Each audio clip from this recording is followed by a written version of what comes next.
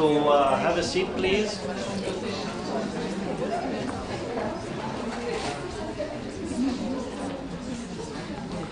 All right.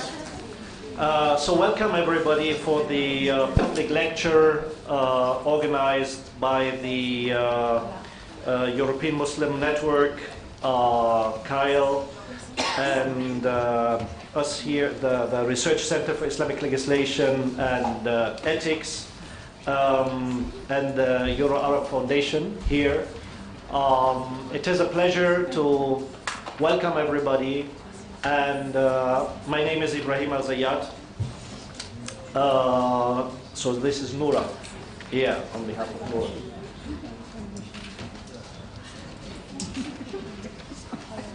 Okay, Noura is the Critical Muslim Studies as the third organizer. It is a special moment to be here in Granada, where we had different activities coming together. So it was a one-week program, a summer school that has been organized on Islamic critical thinking, ethics, and sensitive contemporary issues. We have the European Muslim Network's annual meeting that is happening here as well, in a place that is of relevance to Muslim presence in Europe.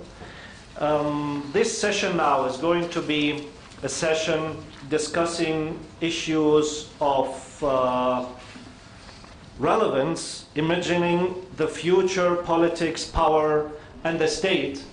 And it is my utmost pleasure to introduce to you the speakers of tonight, which are Professor Ahmed Ali Bashic from the University of Sarajevo. He is at my utmost left, and Professor Ahmed is for long involved in the areas of fiqh, so Islamic law. He has studied first in Kuala Lumpur in Malaysia, and has been the first director of the Interreligious Institute in Sarajevo. And most recently, he is one of the editors of the Yearbook of Muslims in Europe that is published by the University of Leiden and the Journal of Muslims in Europe. Then next to him, I am happy to introduce to you Professor Tariq Ramadan from the University of Oxford. He is Professor of Contemporary Islamic Studies there, and also teaches at the Oxford Faculty of Theology. At the same time, he is a visiting professor at the Faculty of Islamic Studies in Qatar and University of Malaysia, and some other responsibilities in addition. On my right, I am happy to introduce to you, and he is key speaker for the night, Dr. Salman Sayyid, who is a professor at Leeds University. He's the author of the well-known book on fundamental fear, and he has written extensively on questions of Muslims, Islamophobia, and politics. And last but not least, on my very right, and this does not create the impression that he is right-wing, is Ramon Grosfoguel. He is a professor in the ethnic department at UC Berkeley's and research associate of the Maison des Sciences de l'Homme in Paris. He has as well published extensively on international migration, political economy of the world system, and decolonial studies. We will organize the evening that way. I think we need to close latest by, if I'm not mistaken, by 8:30. Do we have? Yeah? Okay, that's fine. So we will start with a 10-minute keynote speech by each of the speakers, and then we'll open up into the public to have First, a quick discussion between the speakers and then open up into the audience. May I invite now Professor Ahmed Alibashic to start, please. Thank you very much, Mr. Chairman. Good evening and salam alaikum, everybody. The topic is indeed a very broad, and the way I understood it, I decided to say a few things, introductory remarks about the Muslim or Muslim approaches to the issues, of power, state, and politics in the 20th century. To start with, Muslims believe that all the prophets came with the same message. However, each prophet emphasized an aspect of that message that was the most relevant for his people, his group, his time, whatever. So, Musa alayhi salam is basically what? Liberator or savior of his nation. Shu'aib is fighting corruption. Lot is talking to his people mostly about sexual morality, and so on and so forth. Now, in contemporary times, various reformists, groups of people and individual scholars have emphasized various aspects of Islam in order to respond to the challenges of their time. So, for instance, you have Jamaluddin Afghani making a platform out of Islam to fight colonialism. If you read Iqbal, he is fascinated by Moses, by Musa alayhi salam, because he has the same problem of colonialism. So he talks about Moses a lot in his poetry and his philosophy.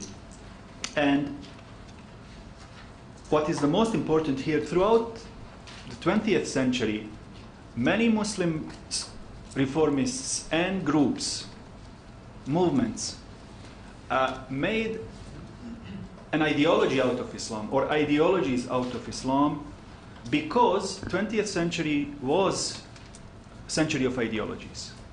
We had, remember, fascism, Nazism, communism, and you had to respond to all of these.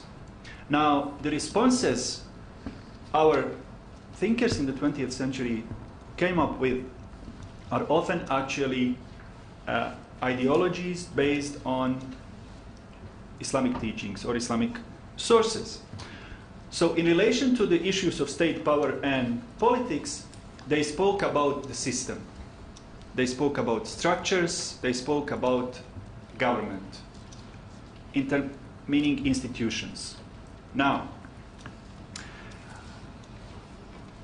when you read some of those things today, or when you rather give them, because some of us still remember those times, and what they wrote resonates with us. But when you give that literature written, let's say, by Maududi or any of those people to young generation now who don't remember pre-1990 world, they don't find it interesting, really, because they don't know what the issues these guys are addressing. It's like Asma wa Sifat, when they give it to you today, theology on this, you don't understand what's the problem in the first place. Forget about the solution, because we don't share the problem that ancient Greeks brought to our scholars in the first place. So there is a mismatch between the answers we are getting from this literature and the problems we have in today's world. What I see happening now is that a lot of people, because, like it or not, this is the age of identities, revival of all sorts of identities, cultural identities, national identities. And I see it in Eastern Europe. Islam is, first of all, Bosnian Islam, or Albanian, or whatever. you know. And there is a recent research about Bosnian Muslims in Switzerland. When they are asked about Muslims and Islam today, they respond very often, yeah, we are Muslims, but we are Bosnian Muslims. So we are first Bosnian, then we are Muslims. So what you see here is actually trying to nationalize Islam, to traditionalize Islam, to make Islam first and foremost kind of cultural identity. And that's something I don't like, really. Because I think that's to me, it's burying the religious part of Islam. And that's actually the way to make it irrelevant as religion, okay? As a system of symbols, as this and that, you can, sure, that's going to resonate with that group of people, but it's going to make Islam irrelevant universally to many people. What I think the way to deal with these issues and the aspect of Islam that needs to be emphasized today is ethical aspect, because a lot of the problems we see in today's world, you know, are ethical in their nature. Even when we talk about economic crisis, we all know it wasn't because of lack of analysis, lack of data that we had. It was actually, in essence, it was ethical failure.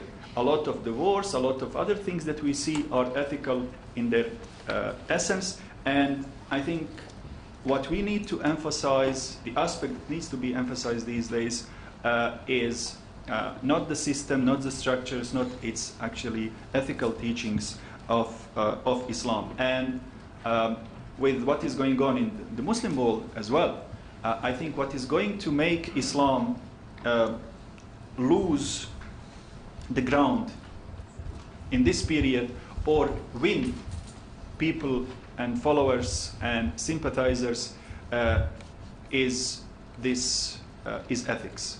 Okay? Some other time it was scientific teachings, it was something else, but the way I see it at the moment, it's about how we relate ethical teachings of Islam to the issues of politics, state, and power. That's all I have to say for the time being. Thank you.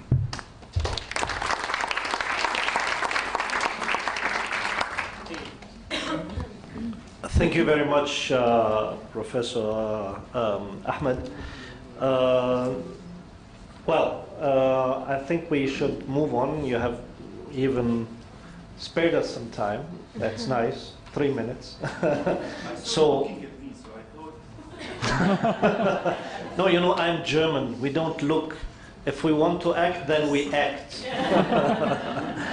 So, Tariq, I can offer you to take from this 3 minutes 1 minute more, because I will distribute them between the three others. Please. Bismillah ar-Rahman ar-Rahim. Thank you. And once again, I want to, as we have this final public panel, want to thank the Critical Muslim Studies for, because they have been here for now 2 weeks, and they have been instrumental in having us here this year as CILE and the European Muslim Network. So I want to thank them for that, and thank them for organizing this, because without them it wouldn't have been possible to do that. And then also to thank the people who came from CILE and came from the European Muslim Network, and all the students who are here and came as participants, and I think some for 2 weeks and others for 1 week. So I think that is the final stage for us here, and I think it has been a very good attempt for us to start this summer school for the first time. Imagining the future politics, power and state. The title, as it was said, is broad, but I think that what I want to say is the way we are looking at the world today, and the way we are responding to some of the challenges. When it comes to question, for example, the Islamic reference and the way we are dealing with could be our way of dealing with the rule and the legal tradition, which is known as al-fiqh, and this is related to a very specific understanding of Sharia, for example, referring to this and dealing with the state and the organization of the state. Very often what is at stake in our discussion is how Muslims today are relating to the state power or the state. This is true if you look at what happened in the Muslim majority countries, and especially in the Middle East over the last 2 or 3 years. This is mainly this: just tell us about democracy, tell us about the values, and tell us about the way you deal with Sharia. Is it democracy that you are standing for? What do you want exactly?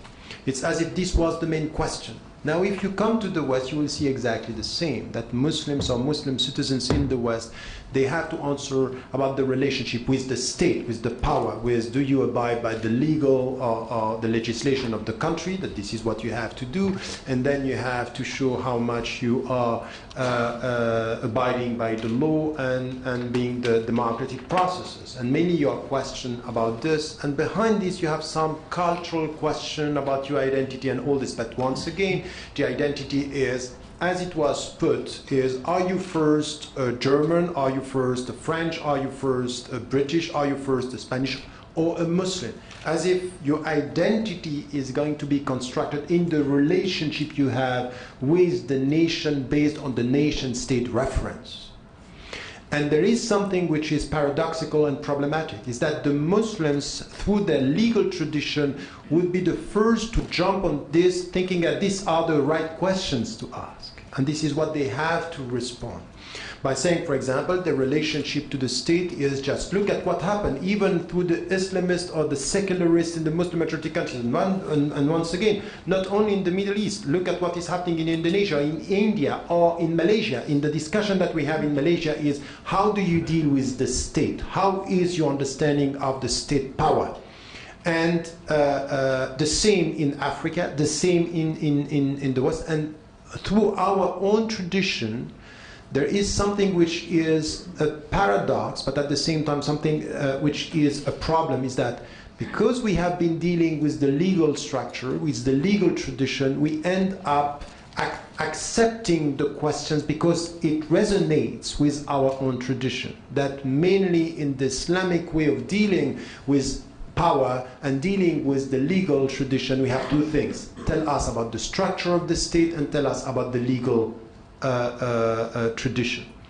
And this, in fact, is in contradiction with a statement that is coming from the same people who are talking about the state and state power by saying, yes, but Islam is comprehensive. We have an ethics. We are dealing with everything. But at the end, we reduce our answer, you reduce our understanding to state, power, and the legal framework. And this is where in the globalized world and what we are facing, for example, in the West today, we need to get rid of that. We need to get rid of this very simplistic way of dealing with power and with the democratic system, because this is not where the challenges are.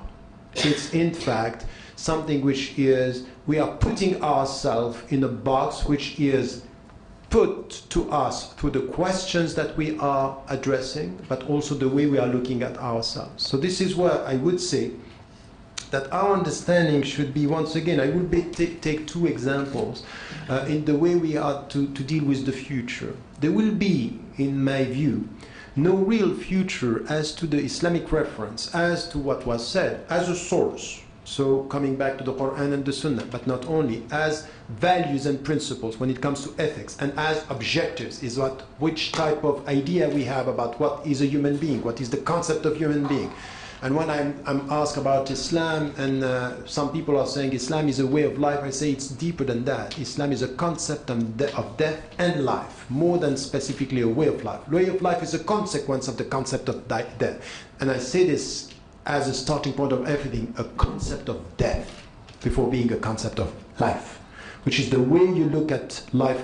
And by this, when I'm coming to this, I say this is where we have to understand that we need to tackle all the centers of power. And the centers of power are not only the state. It might be, in fact, that we are misled by the state power, because we don't talk about something which is, by the way, coming from this very old secularist tradition, by telling you, in fact, there are two authorities and two powers, which is religion and state.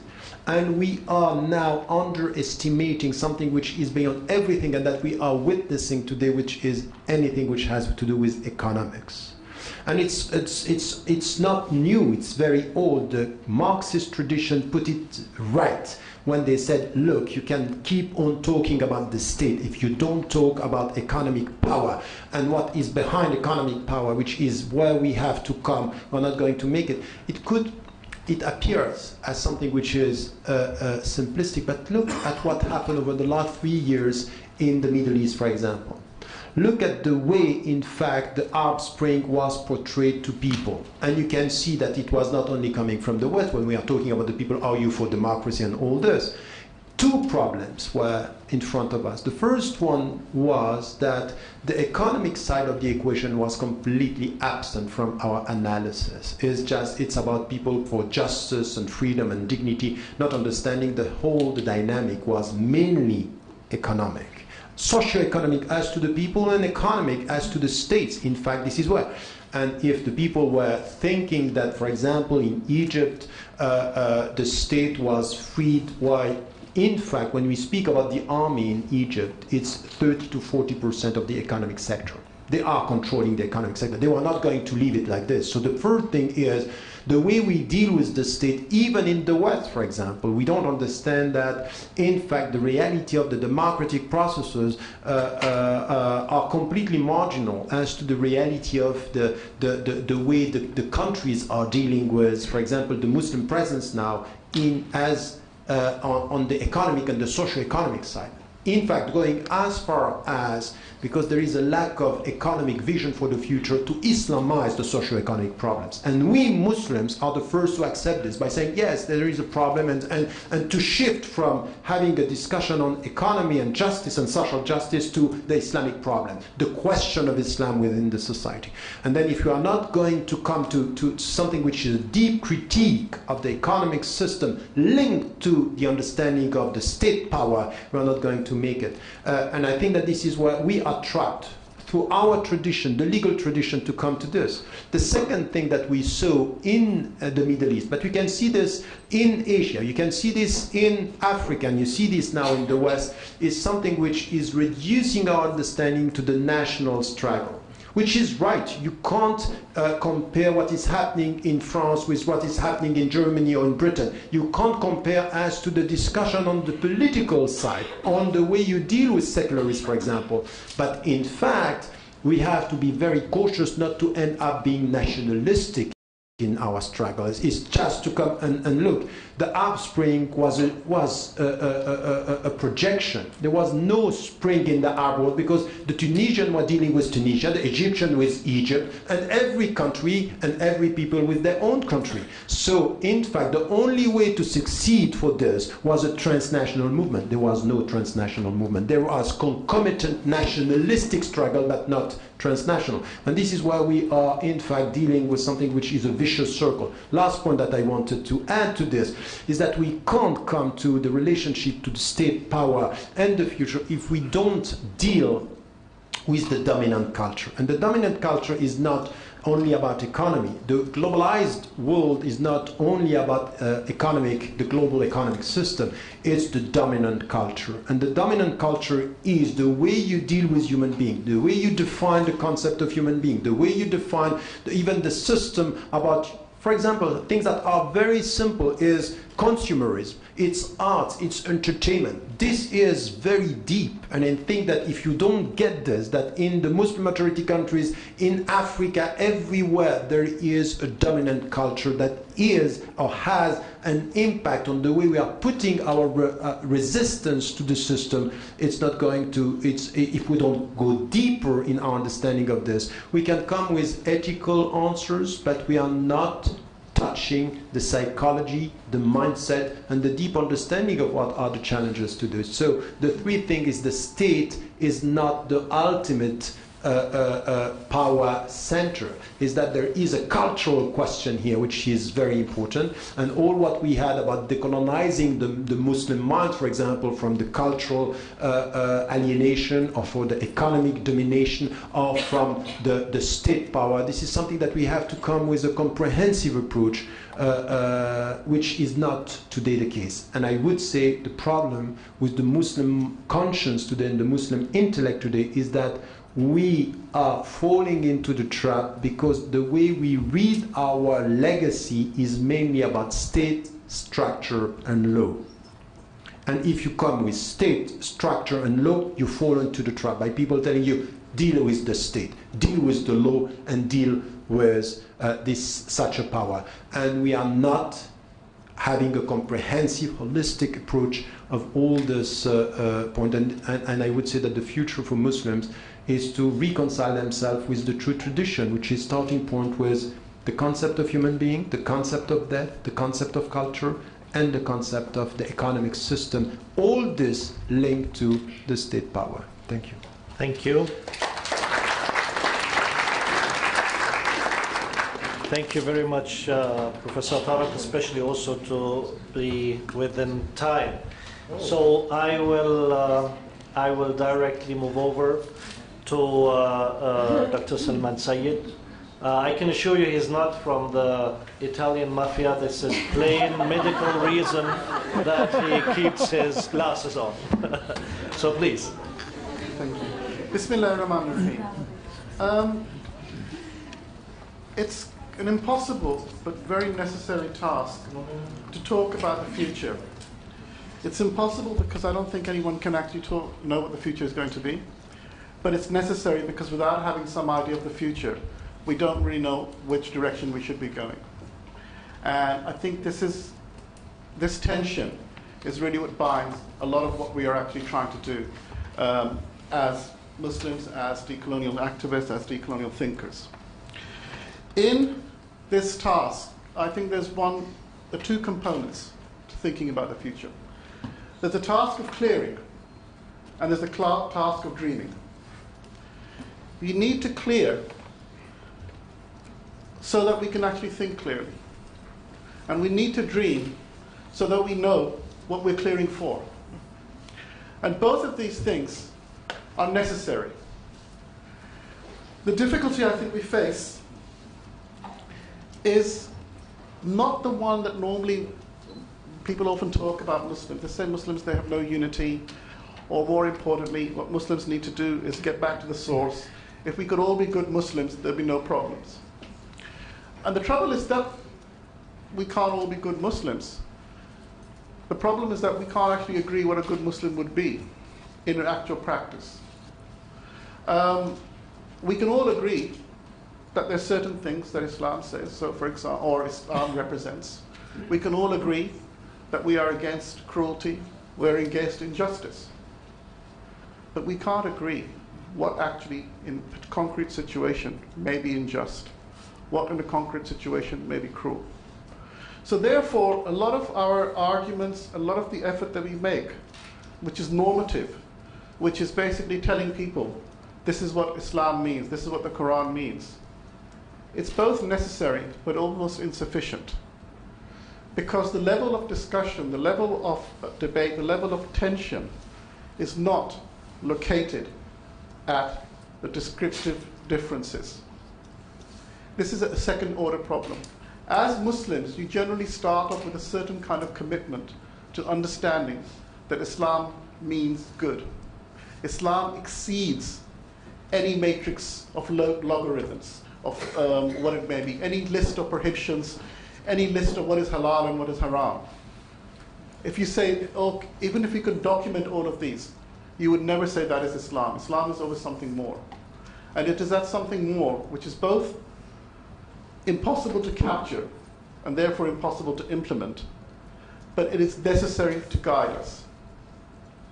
Now, having said that, it seems to me there are a couple of things that we need to think about. One is the view that what we have in the tradition that we're working with, in the inheritance that we're dealing with, is a kind of a primacy of the ethical. If the ethics are correct, things will get themselves solved.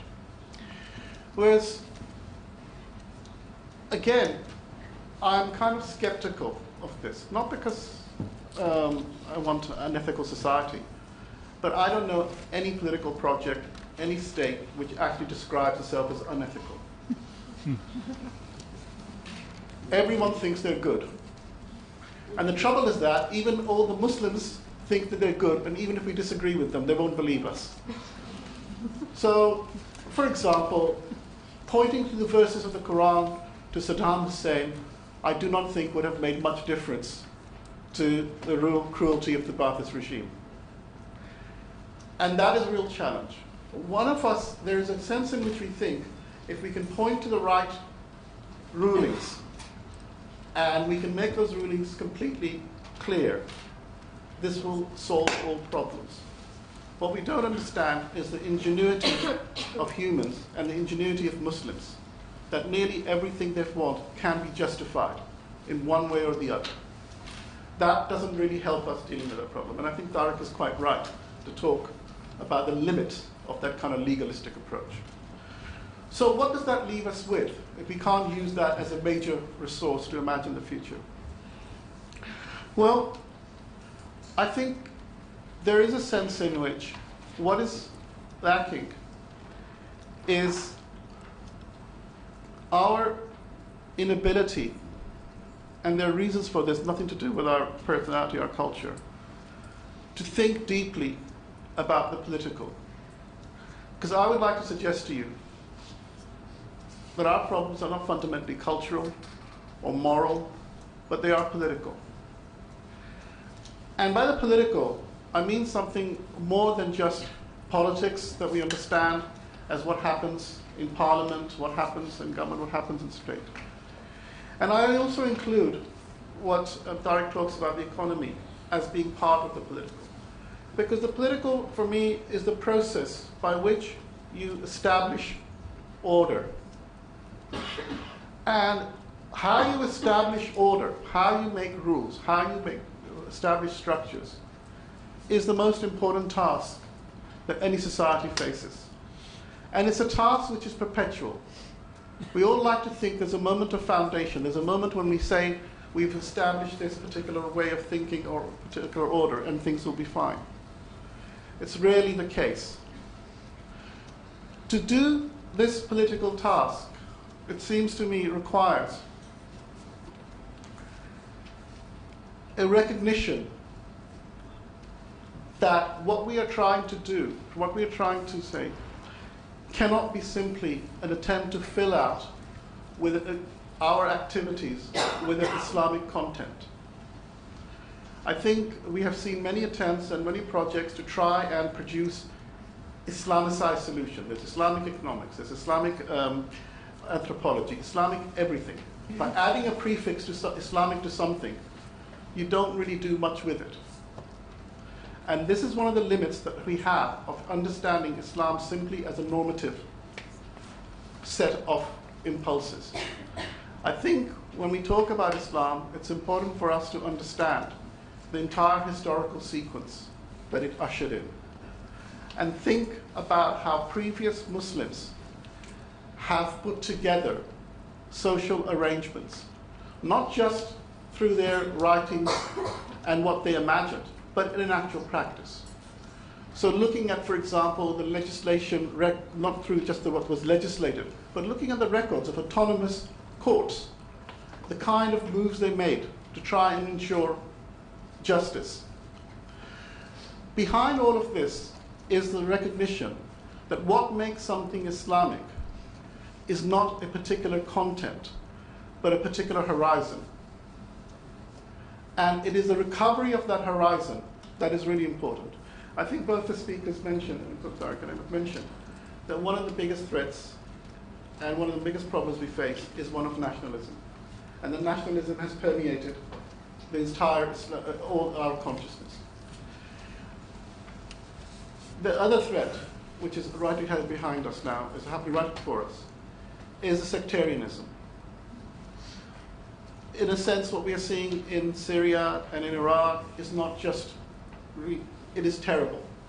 It is terrible not just because of the horrors that it's inflicting, but it is terrible for what it is actually trying to do to the possibility of any future we have. So for me, what I would like to suggest to you is perhaps 3 things that we would like to see as our future. One of them, I would say to you that we have a commitment to a future. It must be post-Musbi. That means to say we have to understand Islam beyond just its sectarian divisions. Understand those divisions as simply crystallizations of particular interpretations and nothing more than that. That doesn't mean they're not valid, it doesn't mean they don't have scholarship, but we have to understand Islam is beyond that.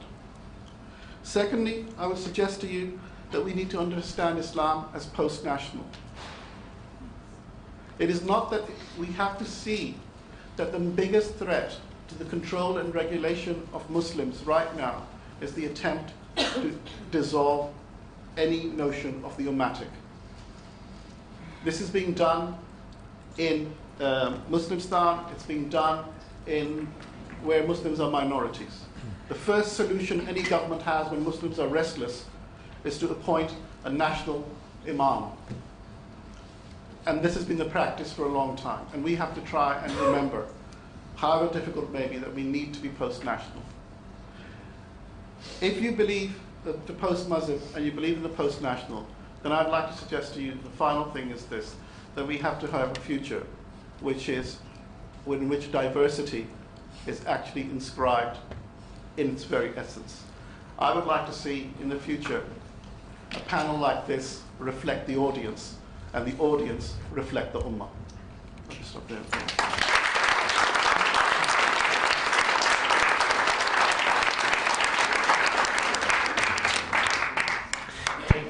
Thank you very much, Dr. Salman, for these words.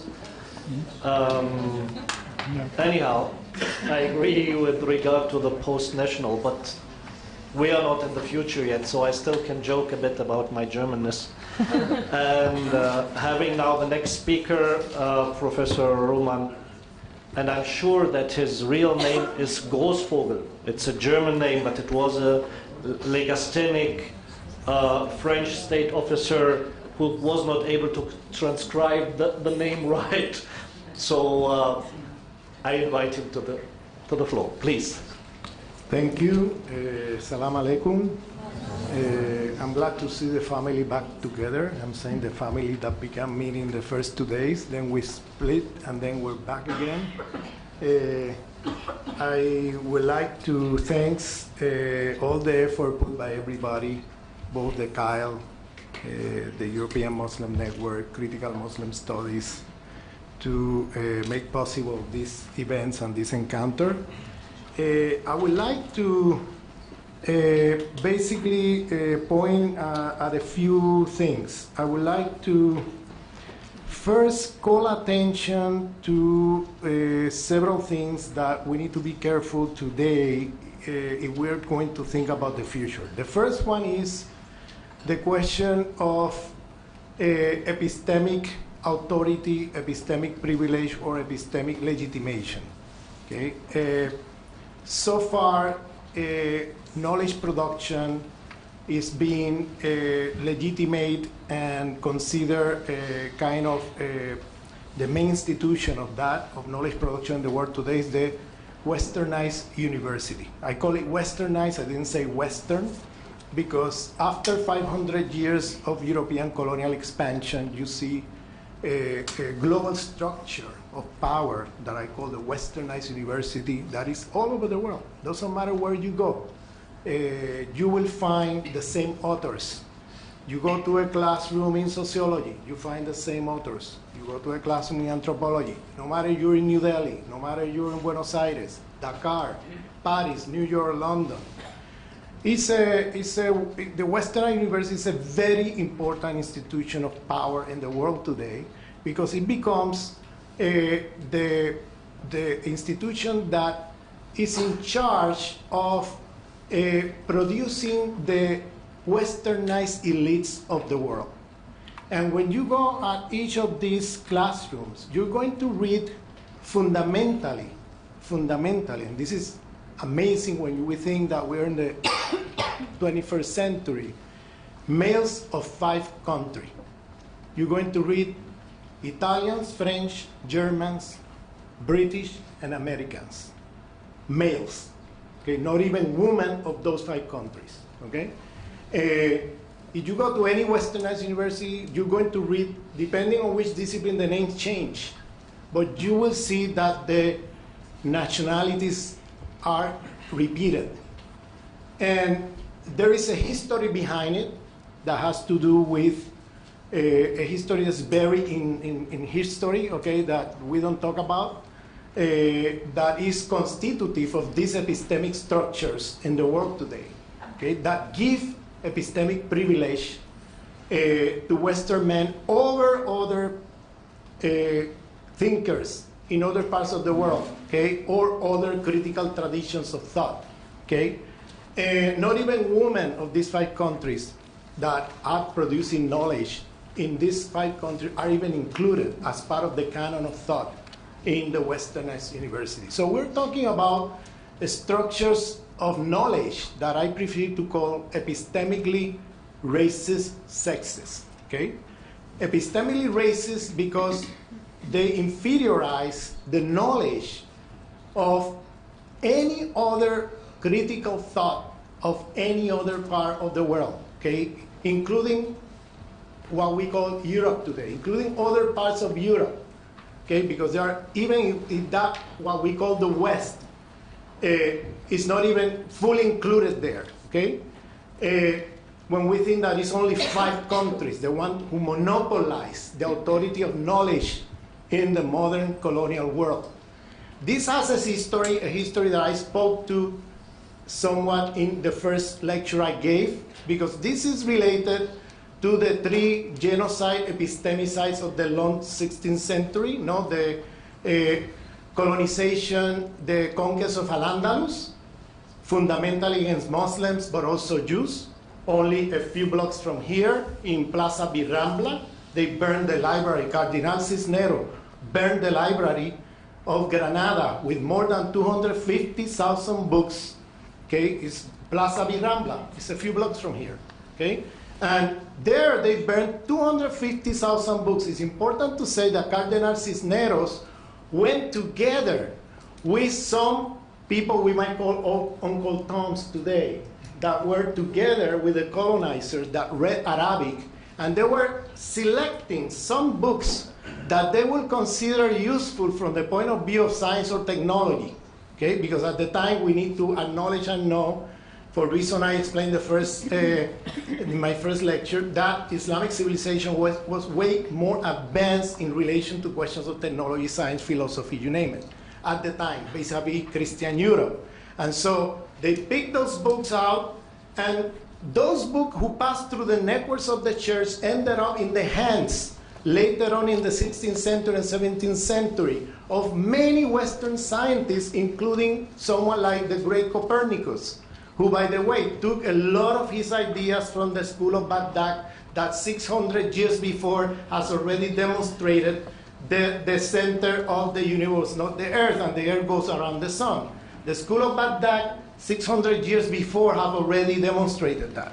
So look at how then, in this Western colonial expansion, you have a structure of the West and the rest, where the West constructs itself as superior to the rest, and as part of this global hierarchy of power, you have this has consequences over knowledge production, because then knowledge production is centered fundamentally on authors that are fundamentally Western males, okay? And then you have the split between North Europe, South Europe, in which then even the Iberian Peninsula, who began the European colonial expansion in the late 15th century, got subalternized inside Europe and expelled from the authority of knowledge. And you have Immanuel Kant later in the 18th century saying that rationality is north of the Pyrenees Mountain, in the white man north of the Pyrenees Mountain, his anthropological writings, and saying yellow man, black man, red man have no access to rationality,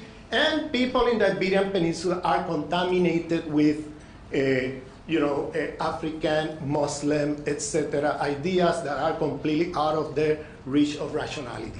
This is Immanuel Kant, the great Enlightenment philosopher, etc., etc. Okay, so you see how epistemic racism and sexism is at the center and at the core of the formation of the epistemic foundations, okay, of the modern colonial world and of the Westernized university, because then in the 18th century, when the Humboldtian Kantian universities formed in Berlin, the foundation of knowledge is fundamentally based on Western men of these 5 countries. And they're going to inferiorize the rest, okay? The rest of the world are going to be considered inferior. That history of appropriation and borrowing from Muslim civilization, other civilizations, is going to be buried in history, and they're going to claim that the originality of science, originality of knowledge, etc., is going to come from Western men. Okay? The rest of the world becomes practically inferiorized relative to that. Okay? So you have then this is related to these 3 genocide epistemics I mentioned: the conquest of Al-Andalus, conquest of the Americas, where indigenous people, African people, were colonized in that process, and the burning alive of thousands of women in Europe at the same time in the long 16th century, accused of being witches. Who were these women? Indigenous women from Europe that have knowledges that were indigenous to or aboriginal to European history, and that were being passing this knowledge from in an oral tradition from one generation to the other. There were no books there. So what happened was that then you have Cisneros burning books here, then you have Hernan Cortés burning the codices in the Americas of indigenous people, and then you have, at the same time, in the conquest of women, burning women alive. They had no books. The books were their bodies, and they burned them alive because they thought they were accused of being witches, etc. No? Here you have 3 events, genocide, epistemicide, in the 16th century that are the core of the formation of the modern world and of the epistemic structures of the modern world that are going to be patriarchal and racist. And here is when, by the time Descartes says, I think, therefore I am, this I that becomes an idolatric I, because he's going to claim that this is an I God I view in his philosophy, so he's going to secularize the attributes of the Christian God and make it this I, the new God on earth that is going to have the authority of knowledge. And this I is it cannot be by the mid-17th century in the common sense of the time. And remember, he was philosophizing from Amsterdam. It could not be a Jew, it could not be a Muslim after the conquest of Al-Andalus, it could not be an African, it could not be an indigenous people after the conquest of the Americas, it could not be a woman after the burning alive of women in the 16th century. Who was left? It was Western men.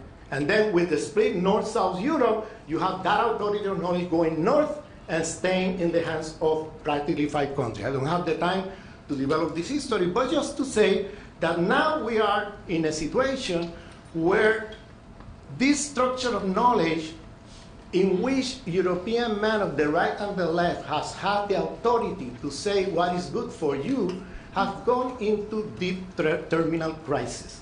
Now, today, you have a situation in which they cannot have responses to the problems that humanity faces today. The first line of Aimé Césaire, Discourse on Colonialism, remember that famous text of Aimé Césaire, the teacher of Frantz Fanon? First line says, a civilization that cannot give responses to the problems it creates is a decadent civilization. Okay? A civilization that cannot give responses to the problem it creates is a decadent civilization. What that means is very simple. From the left and from the right, Eurocentric thinking is in terminal crisis. They cannot give answers to the problems they have created. And therefore, we have now a window of opportunity, because today you have the re-emergence, the eruption of epistemic diversity all over the world coming back, okay, those knowledge that were said to be inferior, traditional, that were not useful, that were not scientific, etc., dismissed over centuries of European colonial expansion and Western modern colonial projects, are now coming back with a force to give answers to the problem that humanity faces today, and that Eurocentric paradigms of the left and the right are unable to answer. The best example I can give you is the summit of Copenhagen, where they tried to come up with solutions. They were in a dead end.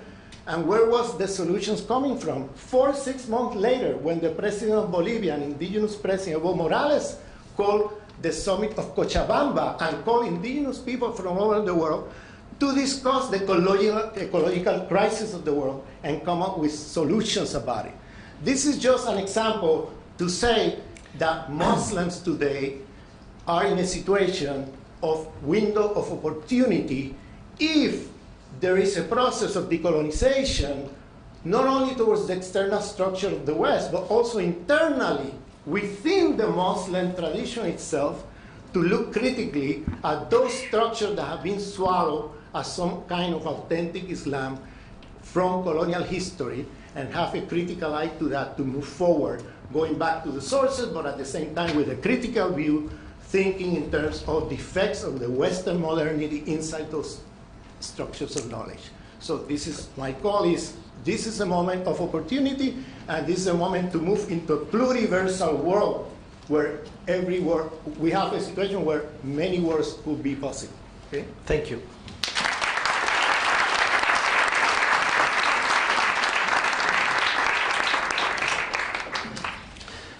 Thank you very much. I found out that you have some German origin, so you got 2 minutes extra.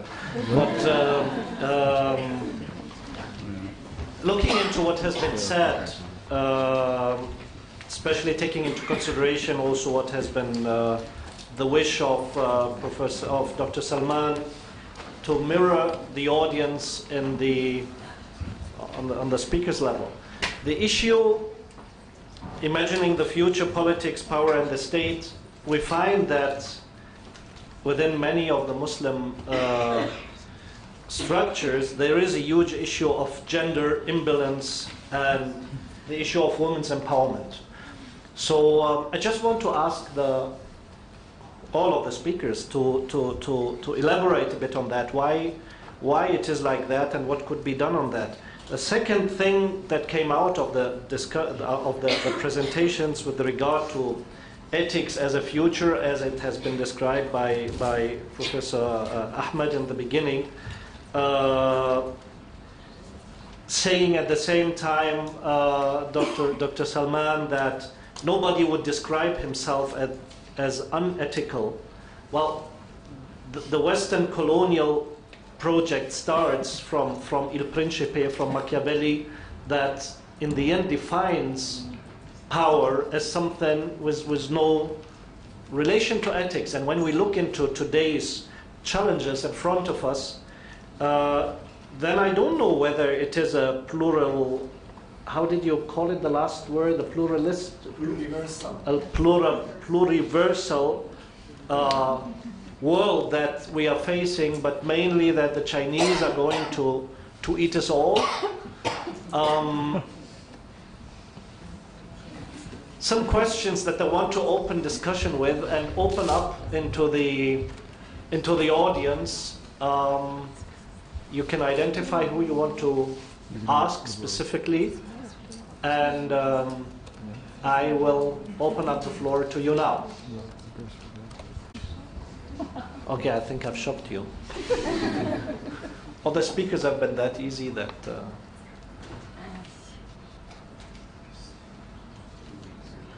Okay.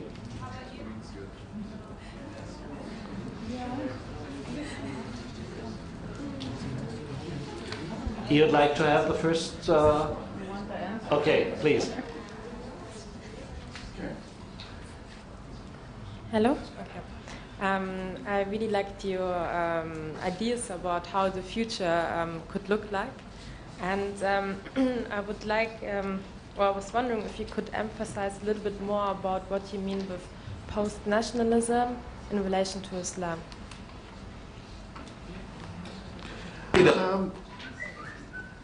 Very. I think that answers everything I have to say about post-nationalism. I think what I mean is something that I think we are very acutely aware of, but we don't have often the vocabulary to express it. From my understanding, the world ushered by the revelations, by the return of the prophet, isn't nationalist in the way that we understand nationalism. So, but the point is that we can't simply talk about Islam without nationalism anymore, because we've had that experience of being divided. We've had the experience of the emphasis of nationalism, and not just in terms of passports. Everyone in this room, nearly everyone in this room, has a passport. And that passport...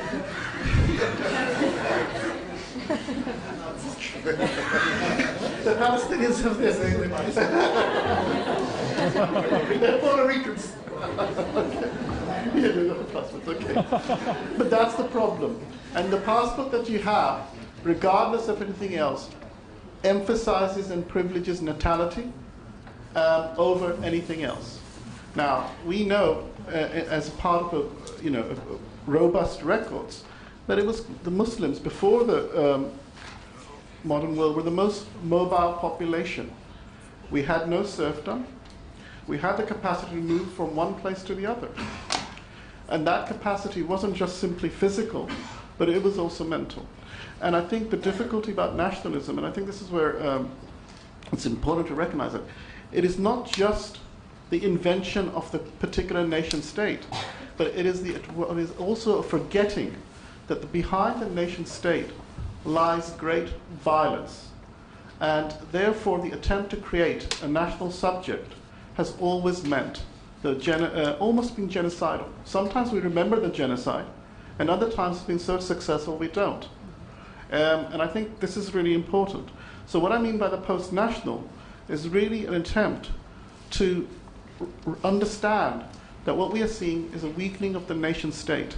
And this has consequences for the way that people live their lives, because no longer do you live in national economies that you can actually regulate or have emphasis upon. So you need to have a post-national imagination, a post-national emphasis, if you are going to cope with this world. So for me, the post-national is really to understand that the theater of ourselves, where our biographies meet with history, cannot be contained in any particular nation state. And if any attempt to do that, I would suggest to you, undermines the possibility of Muslims in the future. That's what I mean by the post-national. I don't know if that helps. Thank you. Can I just add something to that? Or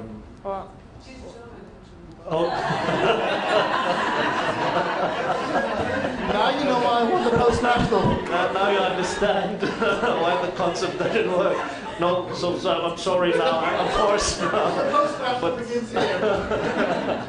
So I'm sorry. You have to give the floor to the back. Maybe in the second round we may have a chance. I'd like to thank you very much for this interesting. Can you hear me?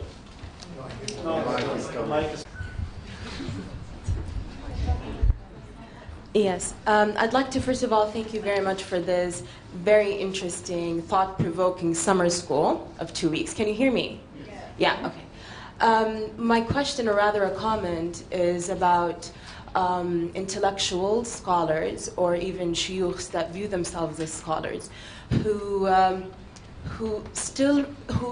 advocate reform or decolonializing the mind, but unfortunately we see that it's very different between theory and practice, that they, unfortunately, some of them fail to practice what they preach in terms of the social or cultural cliches when it comes to sexism, or when it comes to gender equality, or even dealing with a human being according to their gender, not according to them as being human, not gender.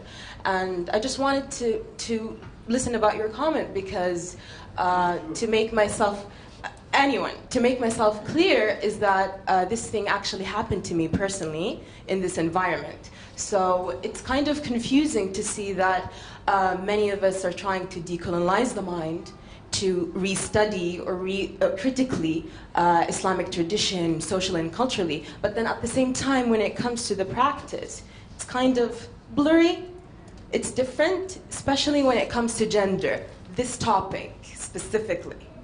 Thank you. Would like to take the floor.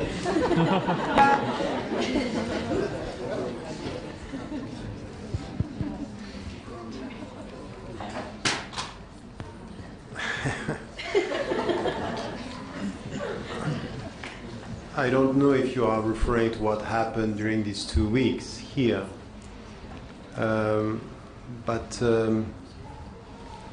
I think we have to differentiate between two things.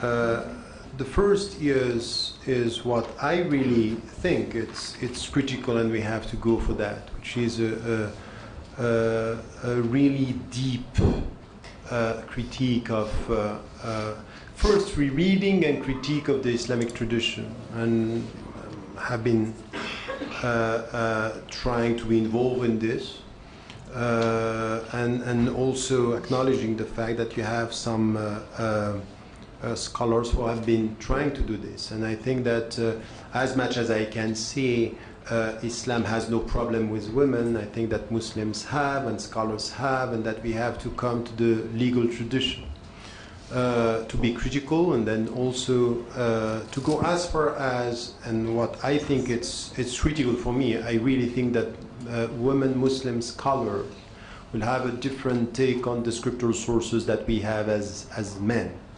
And I think that this is what we have to push, and this is where I would like to have women Muslim scholars in all the fields, not only when it comes to gender, and because I think that sometimes it's at the periphery of the question that you are addressing in the right way. The question itself is not only by being focused on gender, sexism, and this, and only this. It's more comprehensive than that.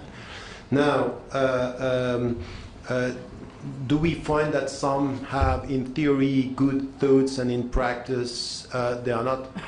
I'm quite sure that this is the case. Now, you also have to be cautious as to sometimes when we speak about reform and when we speak about the critical take, we may agree on the methodology, we may disagree on the principles. Where do we start? And it's not because we disagree on that it means that the people are not sincere and they are not trying to put things into practice, which is sometimes when I feel with some who are quite tough on the way they deal with the tradition, is they go as far as to say, if you don't agree with me on this principle, it means that you are not sincere with your reform. I think you can't do as dogmatic as that. I'm seeing some feminists that are quite dogmatic, and they are as dogmatic as some religious minds in the way they are dealing with the issue. So I think that this is why we all have to go through something which is intellectual humility, in the way they are talking about, okay, we agree that we need reform, we need to rethink our tradition, we need to rethink our cultural window through which we read the sources. And I have been doing this with all the scholars. You know, I'm a great admirer of Abu Hamid al-Ghazali in many things. But I would say that on women we have a problem. Tabari, on women we have a problem. Ibn Taymiyyah, on some issues of women we have a problem. So in all the scholars we have to be critical. They are human beings dealing with history and dealing with specific cultures. Now, when I come to this, it's in our discussion, I would suggest to some who are advocating, you know, a rereading, also to be intellectually open to a diversity of opinions as to the sources, as to the way we read the sources. And I think that if the starting point is, as long as you deal with the text in such a way, for example, you acknowledge that for example, that there are some limitations, or that there are some texts that are clear-cut. If the starting point of this discussion is you're not sincere if you not go as far as I am going, I think there is no dialogue. So I would say I would say on this, we have to be cautious, because what I heard here with some people who were in the first week and the way they were addressing the question is, I'm sorry to say, I'm ready for any critical discussion with one thing. I can't deal with dogmatic, open-minded, progressive people. Because they think of themselves that they are open-minded, but they are as dogmatic as some religious people. And I think that this is the problem that I have with some. I'm not going to accept anyone who's saying, oh, you are a sexist because I don't start with the same principle. I would say that this dogmatism is problematic. And I have too much of that in my life. So I would say I would discuss with any... Maybe I was not very clear. I wasn't talking about this debate. This debate is ongoing, and every party has the right to engage in it intellectually and going back to the sources. But that's not the level that I was talking about. I was talking about a personal level, an interactive level between people. I'm not talking about an engagement in the intellect in Islamic tradition, or even not so ever the legal tradition, because we are familiar with the discourses and with the debate that started hundreds of years ago and would continue. I'm sure of that. But I'm talking about the personal encounters, the personal. So can you exemplify? What do you mean? I mean that when we talk about Islam as a religion that has certain clear-cut values and ethics and so on, that deals with people on the basis of their humanity, and that I do believe that Islam is a religion of equality. We could disagree of, traditionally and in the legal tradition what that limits or the definition of it, but generally it is. Now, when I'm talking about the cultural, or I refer to the cultural social norms and beliefs, I'm talking about that when it comes to the interactions. So let's say if certain societies are known to be patriarchal, are known to be that they view male better than female, and it's manifested even in the daily practices. I'm not talking about the laws and the legal traditions and so on. Even in practice, in the personal encounters. That, unfortunately, although we know that they exist, we are trying as intellectuals and scholars to overcome it and challenge it, going back to the sources as you presented, as you said. But at the same time, in practice, in real life, we still see it. This is my comment. Okay, no, I don't have a problem. No, so I would agree with that. I think that we can see this everywhere. We can see this in the intellectual production and in the way we are dealing with our daily life.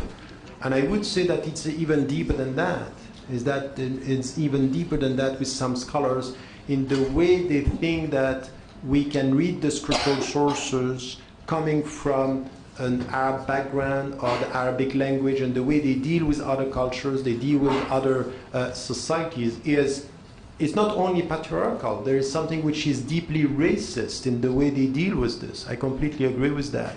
And this is why we have to challenge that. But the way we challenge that, it's to go, yes, by being critical of the translation in our daily life of these.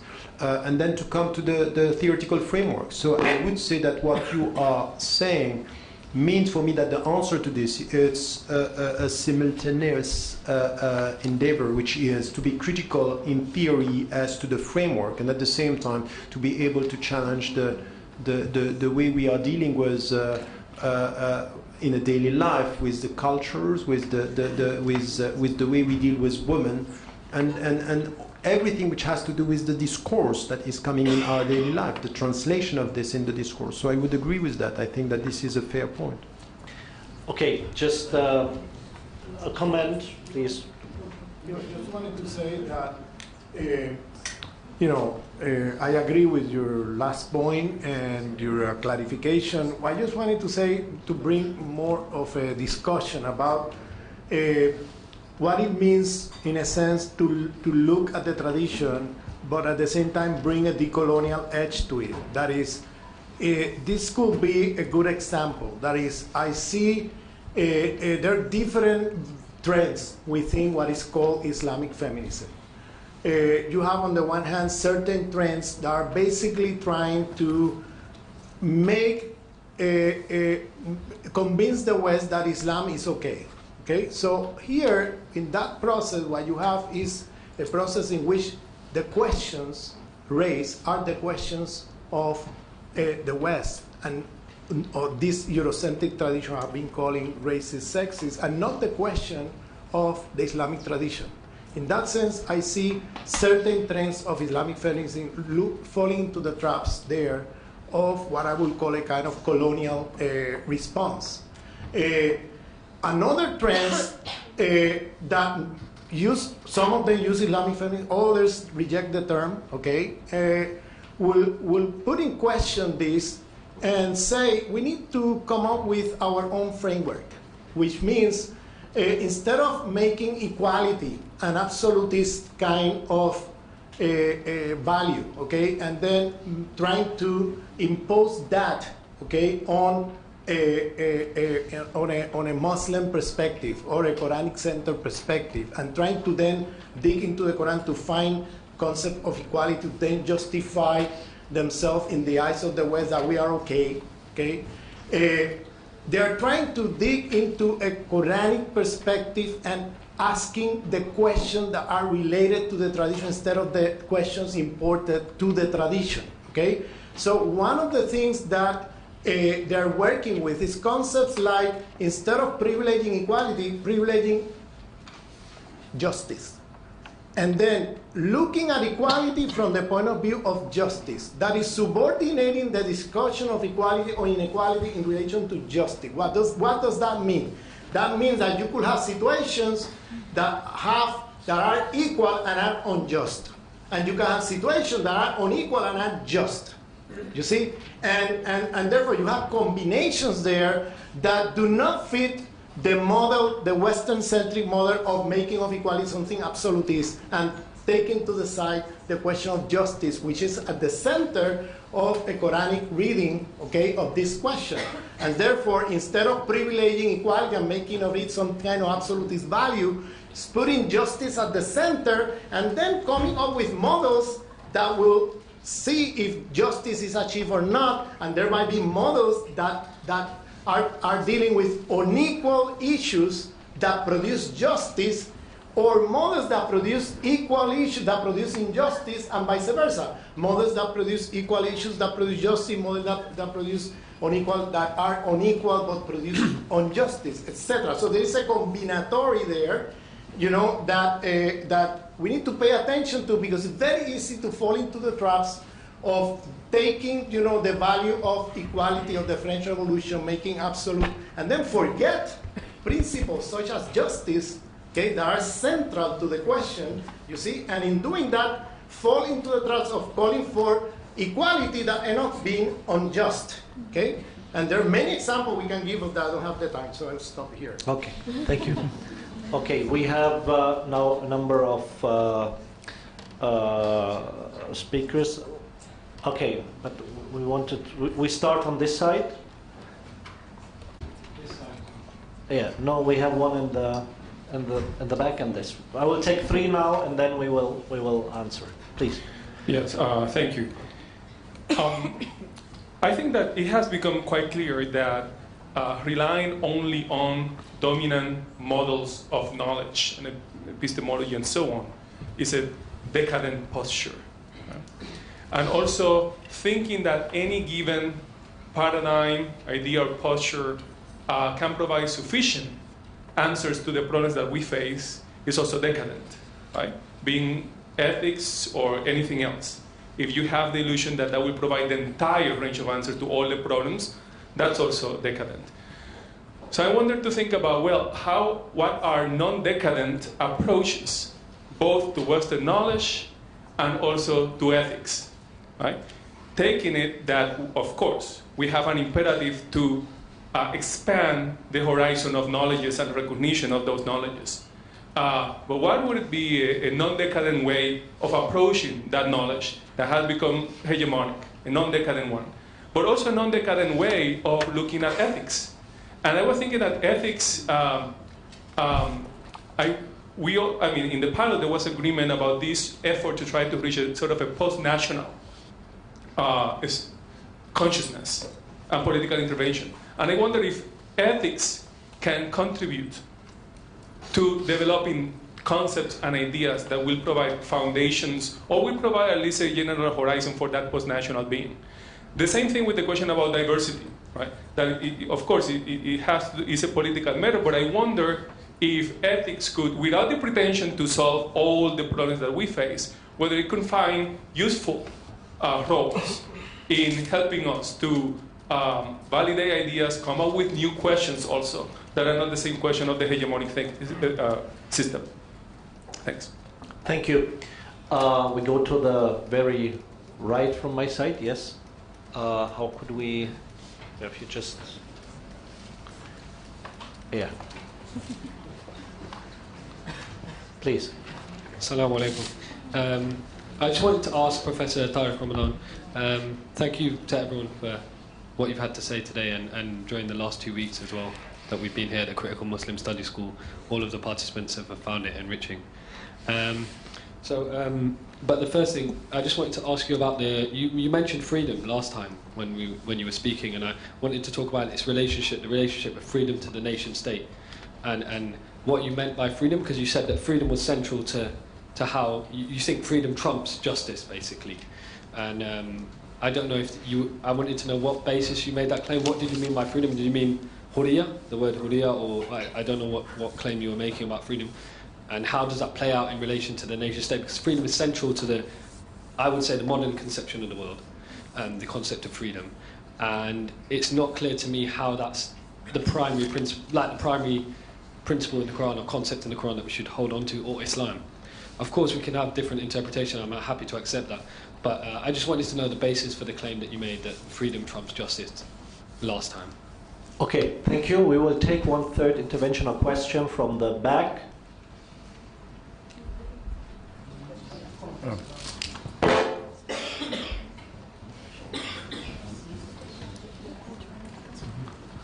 All right. Yeah, this is regarding to Dr. Grosfoguel's Westernized University. And, so I'm sitting here in this room, I look around, there's a bunch of critically engaged students, scholars, professors. But I always think to myself, regardless of whether, what we're discussing here, we have the Berkeleys, the Harvards, the Oxfords, or whatever. And these are the universities that kind of produce the world leaders or whatnot. So, me, for instance, I'm a political science major at Cal. And I've realized that, the people that I'm studying do come from those 6 countries, the aforementioned ones. So I think, how do we legitimize at a broader level what we're learning here? Because here, it's exciting. There's people engaged in radical thinking. But then how do we bring it to a bigger scale? Because the only thing feasibly that I could think of would be like a full-fledged, almost like revolution, whatever that might mean, And that's the only thing that I can't kind of construct. But is there, maybe a more elaborate or some other way that it could reach, a larger scale? Because this room, I think it's fine. I love the thinking, I love the discussion, but realistically, this is not the type of discussion that necessarily happens in those type of universities. And if it does, it's at a very, very small scale. So I just was hoping maybe you could elaborate on that. Thank you. This is a questions to the Oxfords, Berkeleys, the Leeds and Sarajevos on this table. All right, so who wants to start? We start with Dr. Salman. Okay, I'll start with the last question. In 1906, Lenin took a boat trip on Lake Geneva and with his friends. And in the middle of the lake, and he sort of turns around and he says, if this boat sinks, that's the end of the Russian Revolution. And the reason I wanted to say this is that that's about 6 or 7 or 8 people at the time in 1906. And in 1917, there was a revolution. So I don't think we're way ahead of Lenin already, I suppose, as I want to say we would have a revolution. But more seriously, I think there is a number of issues to do with the fact that right now, there isn't a global counter-narrative that can easily plug into, which acts as a constant kind of challenge to the hegemonic kind of discourse. And that's a problem. It's a problem because you can't even make sense of the world without actually resorting to some kind of version of what is already there. So when we're confronted by the immediate, we're confronted by events, and we're not experts on every event, we're experts on everything. we do not know how to match things that are happening and make sense of them very easily. And that's not just true at the level of news and contemporary and current affairs, but it's also the level of biography. That when we experience difficulties in our life, we don't necessarily have the explanations for them in a way. I think one of the, Zygmunt Bauman once said, and it's very interesting, that in the 40s and the 50s, people used to join political movements. They had to join unions. And the thing with a union was that the more people you had, the more powerful you were. And he said now the dominant way of joining things is Weight Watchers clubs. And the thing with Weight Watchers clubs is it doesn't really matter how many people you have, you still have to lose the weight on your own. And that's the difference between the political and the social in a way. We are now being asked to find, for social, cultural, and political problems, there are only biographical solutions. And this, I think, is really problematic. And as long as we're being taught to look for biographical solutions, most of us will fail. One of us or two of us might become billionaires. So that's the wager, but I think it's a two-way wager. And I think that kind of links up to the point about decadence. The trouble is this: I always wanted to be decadent. I just thought it was more cooler than anything else. But there's a broader point in that, and I think this is to do with a way that I don't actually understand ethics in that way. For example, for me, Machiavelli is a supremely ethical figure. He's not moral, but he's ethical. Because what he's actually trying to argue is this, that if you have a responsibility for governance, then that is your responsibility. And sometimes it may not be important for you to keep your word. Sometimes it may be important for you to act differently. And what he's actually saying is what people were actually doing. And he was actually saying that, there are people do this thing, but they don't actually own up to it. And there's a degree of honesty at the end of the day. For me, the ethical really only makes sense as something which is calling to correct itself, correct something in the name of something else. So in a sense, I would argue that all the prophets are ethical figures, but I would say very few of them, and I have to be careful because it may be misunderstood, are moral figures, including the Lord of Mecca. When he was in Mecca destroying and arguing against the aristocracy of Quraysh, he was actually going against their morality, but he was doing that in the name of ethics, in the name of something higher than that. So in a sense, it's important for me that ethics is understood as this going towards, and that's why I don't feel that it helps us in a precise way of implementing policies, because in a way the ethic will always be possible for us to make an ethical critique of any existing arrangement. And I think what we need now, and this is the thing about the dreaming, is how to stitch things together as well as stretching things out.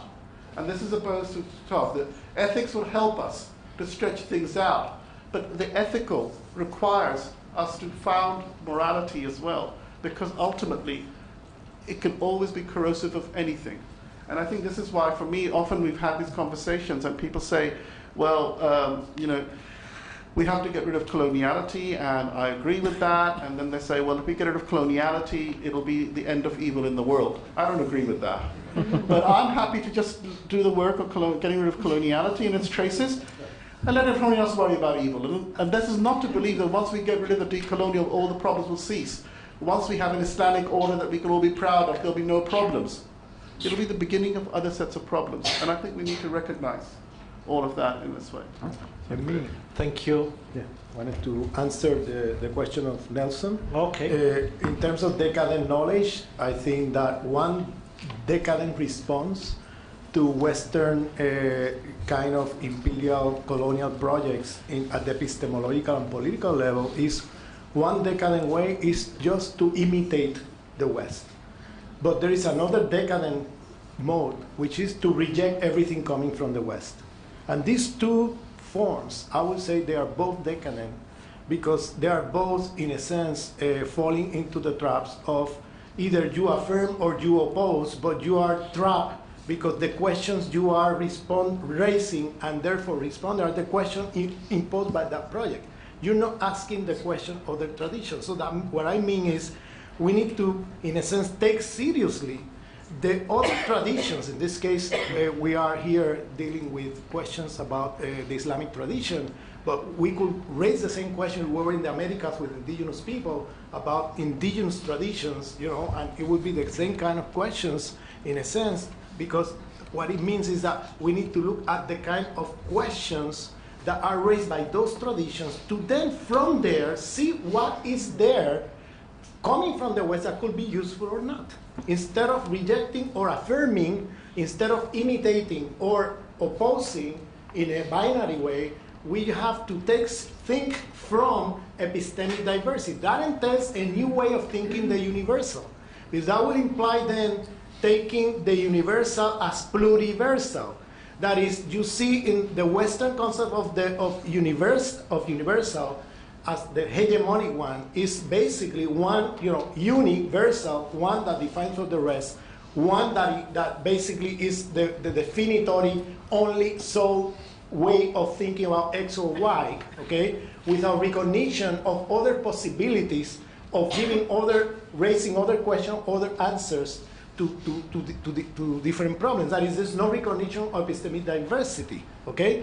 In a process, in a concept of universal is pluriversal, like for example in Islam you have the notion of tawhid, which is difference within unity that allows you for a concept of universal that goes beyond this narrow concept of the hegemonic narrow concept of the West. So I'm saying this because sometimes in the so-called third world traditions, okay, put it on quote, okay, or non-Western tradition on quote, we use concept like universal, but meaning by that the worst of the universalism of the West, and not taking seriously into consideration the best of our own traditions.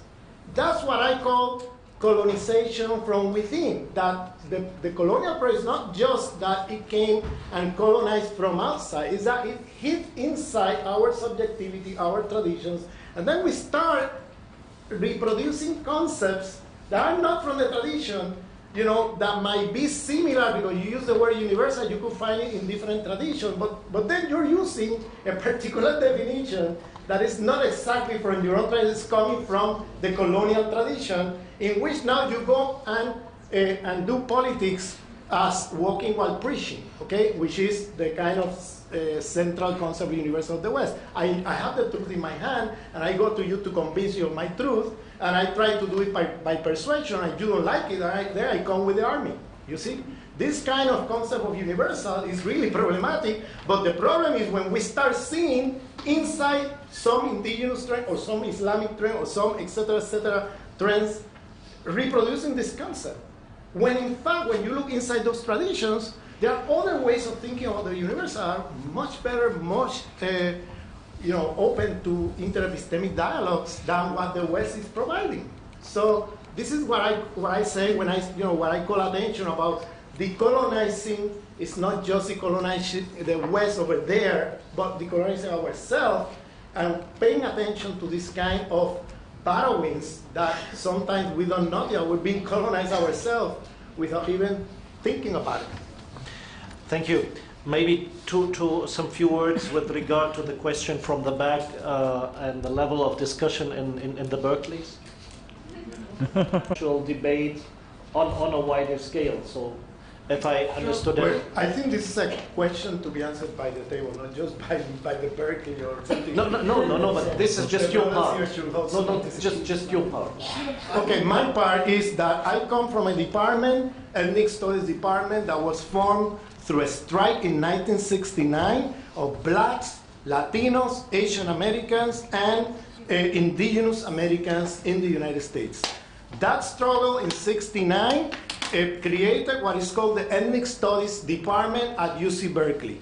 We are there, that's why I'm able to talk this way. It's not that one day white America woke up at the bed and say, there is epistemic diversity in the world. No, we struggle for this space, okay?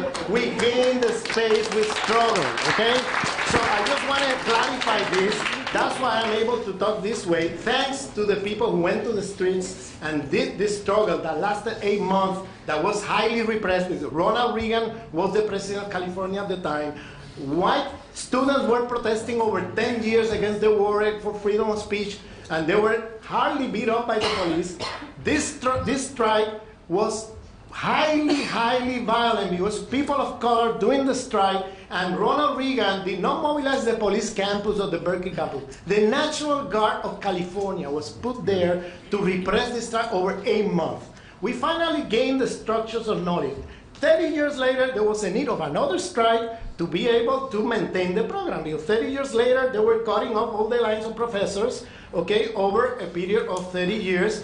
By the time we were almost with no professor, because professors that were retiring, leaving the department, or dying were not being replaced. So there was another strike thanks to Roberto Hernandez, who was the leader of that strike, and he's right here, okay? We were able to gain, we were able to get another 12 lines. I'm not saying you have to do this everywhere, okay? Don't take what I'm saying as a model, okay? How was our situation there? That's our situation. I'm not saying follow this model, do this everywhere, because I think there are different contexts, different situations, etc., that you need to pay attention to. And there are other ways maybe of achieving the same in other parts of the world that you don't need to go into strike. You could do it another way. I'm just saying this, but what I'm trying to say is that please, this kind of perspective I'm presenting here is out of a critical tradition, okay, that have a long history, okay, in the Americas in particular, but also in other parts of the world, and that is, let's say, I belong to UC Berkeley, but at the same time, the department that I represent belong also to struggles, okay, that are producing knowledge against the current of the westernized university and the Eurocentric knowledge produced by colonial social sciences and colonial humanities. So you see, so we are constantly in struggle inside the campus. I just want to say that this, don't take this as an ideal place. Thank you. Thank you. I think this was really great, highlighting the fact that we're not in an ivory tower, but coming from the ground and not in a discussion that is kept to these places. Okay, now Tariq, we had the question with regard to Hurriya that was formulated on this side. That was to you, and maybe any other additions, please. Yes.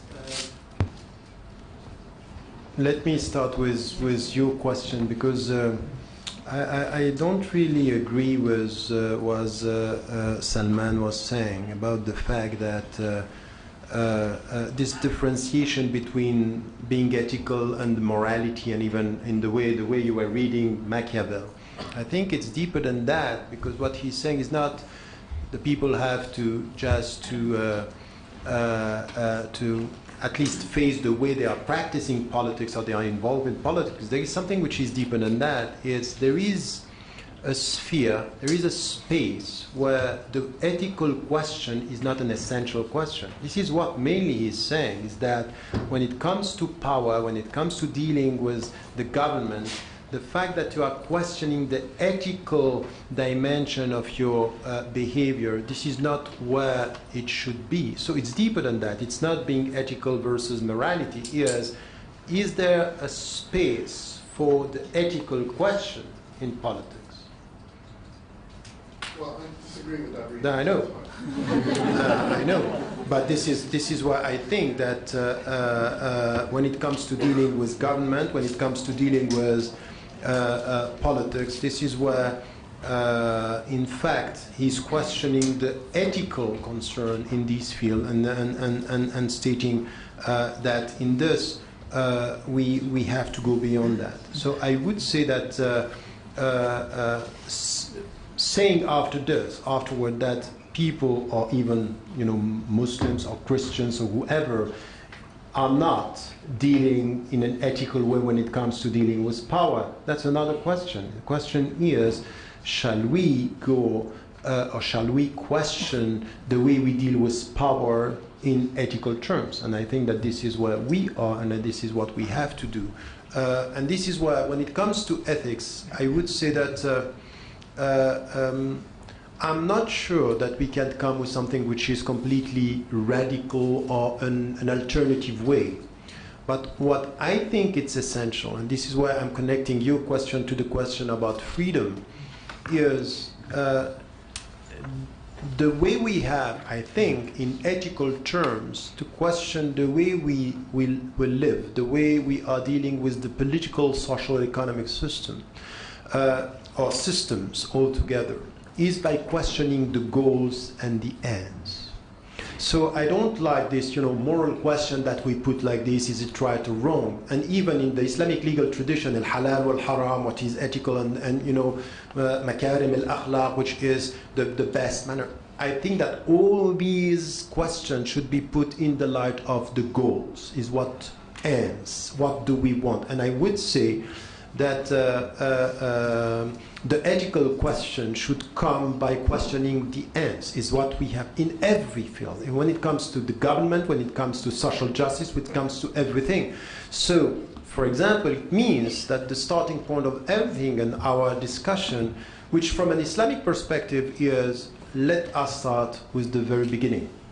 By saying, for example, beyond the diversity of nations and nationalities and races and colors, وَلَقَدْ كَرَّمْنَا بَنِي آدَمَ, we give dignity to human beings. And then we try to define what is the dignity we are talking about. And this is what, meaning what? That we want at the end to protect the dignity of human beings, but we have to define this. And when we try to define this, I would say we have to be very cautious, because it's not enough to come with justice. This is why I'm saying the dignity of human being is based on two things in the Islamic tradition. When it starts to all the philosophies, but also the legal system, it's two things: is knowledge and freedom. And knowledge, and this is why I completely agree with this question about questioning the source of knowledge, what we are talking, and the framework from where we get this knowledge, because this is where it's very deep. But we also have to deal with freedom. Let me give you an example. One of the most tricky things for me when I'm dealing with the West and domination when it comes to knowledge is not because it's alien to the way I deal with it, is in fact something which is very deep, is that when a dominant culture is taking something which is natural in our humanity and making it the driving force of everything in the way we deal with knowledge, meaning what? The ego.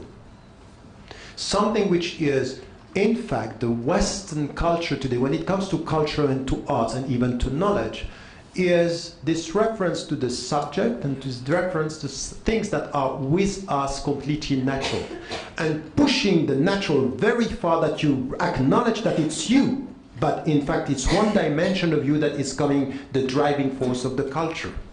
And that we have this in the Quran. There is something in us which is attracted by this. The Western dominant culture is taking something in us and pushing that is completely natural. But when the natural is taking over, it questions your dignity and humanity.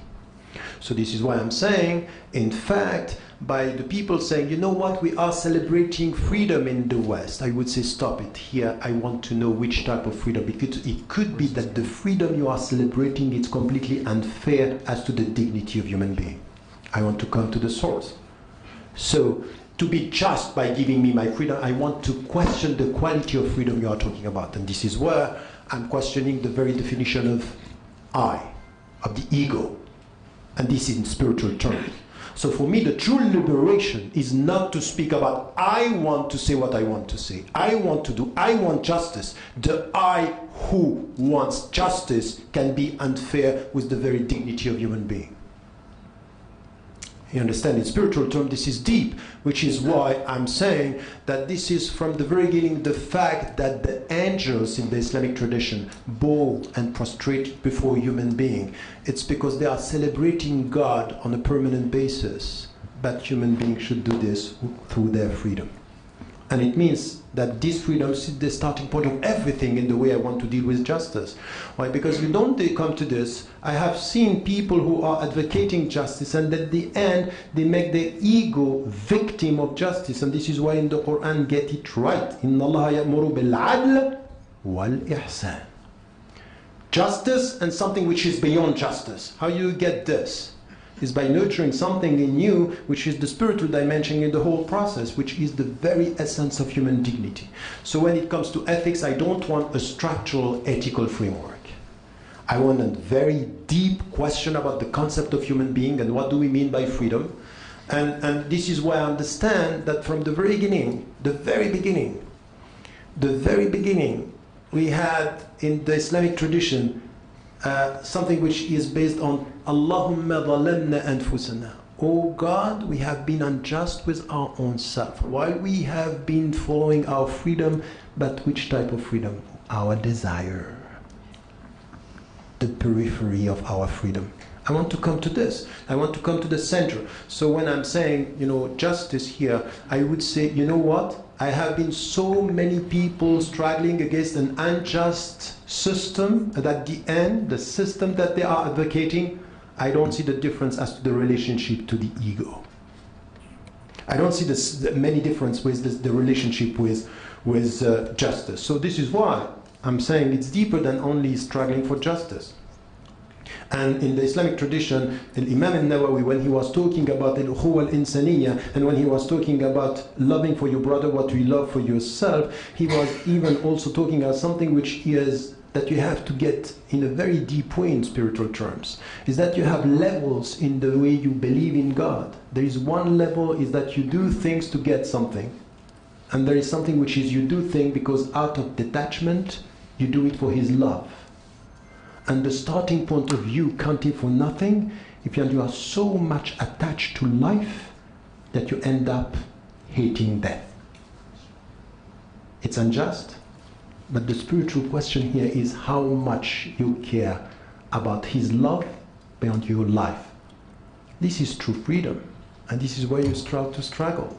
And this is not mystical. It's the starting point of this understanding of human dignity. So I'm very scared of all the people who are so obsessed with justice that they end up sometimes feeling that we are victims in the name of justice, while I want to be subject in the name of freedom, which is not exactly the same. Thank you. I will take two final interventions and then give each speaker 1 minute for his final statement. We start on the right and then we come. Relation to some of the points raised, Ramon's always very generous with his words, but I always want to emphasize it was a broad-based collective struggle, very horizontal struggle, of which I was one of many, as I would hope that each one of us here also takes up that challenge, that we all be one of many. And related to that, I would say too, just to the practical, the question about practical in the sense of theory to practice, but then also the spaces we engage in. Right, and for me personally, one of the ways in which I try to approach this is that the difficult work, both at the level of practice, but also at the level of, each one of us acting on this freedom, acting on these responsibilities, acting on these questions of justice, is about the difficult work that we do from this point to the next conference, to the next time that we gather. How do we carry ourselves in our practice and what we do, both from theory to practice, but also in the ways we engage others, in the ways we take responsibility for what we are trying to build here, and how we carry ourselves from one conference to the next, from one prayer to the next. That to me is where the difficult work of taking responsibility for our own actions lies. Well, thank you. Okay, could we just pass through the micro quickly? Just pass it to this side.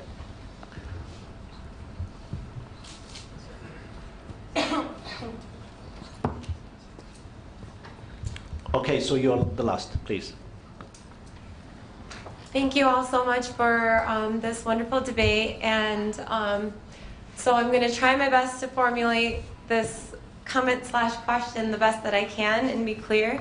Professor Ramadan, thank you so much for bringing up the concept of the ego and how it plays a central part in, it seems like, at least, and if I'm wrong, please correct me, in your philosophy or perhaps theology of that relates to the concept of freedom and justice. And I believe it was a couple of days ago when you also mentioned, which I really appreciated, that when we are studying the Quran is a way to know how to engage with the world.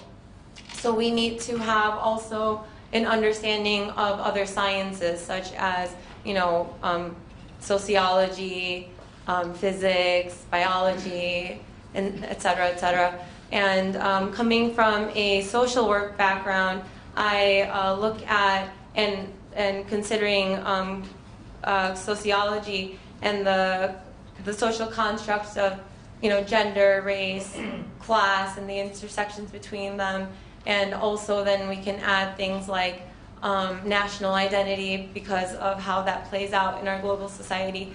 I have a U.S. passport, so that affords me a lot of privileges when I travel.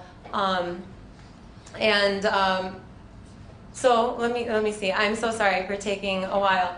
So, I look at these social constructs and I consider them to be really harmful, and I look at them as public health concerns because the way we end up, and this actually relates to some of the things that Ramon brought up about how we construct knowledge, and it is my understanding that because, or the way that we construct these ideas, we end up with narratives that tell us about who certain people are and who we are. So that brings up the concept of what it means to be human as well. So we stratify society based on who falls with the most privilege and who falls with the least privilege based on these categories that I mentioned and much more.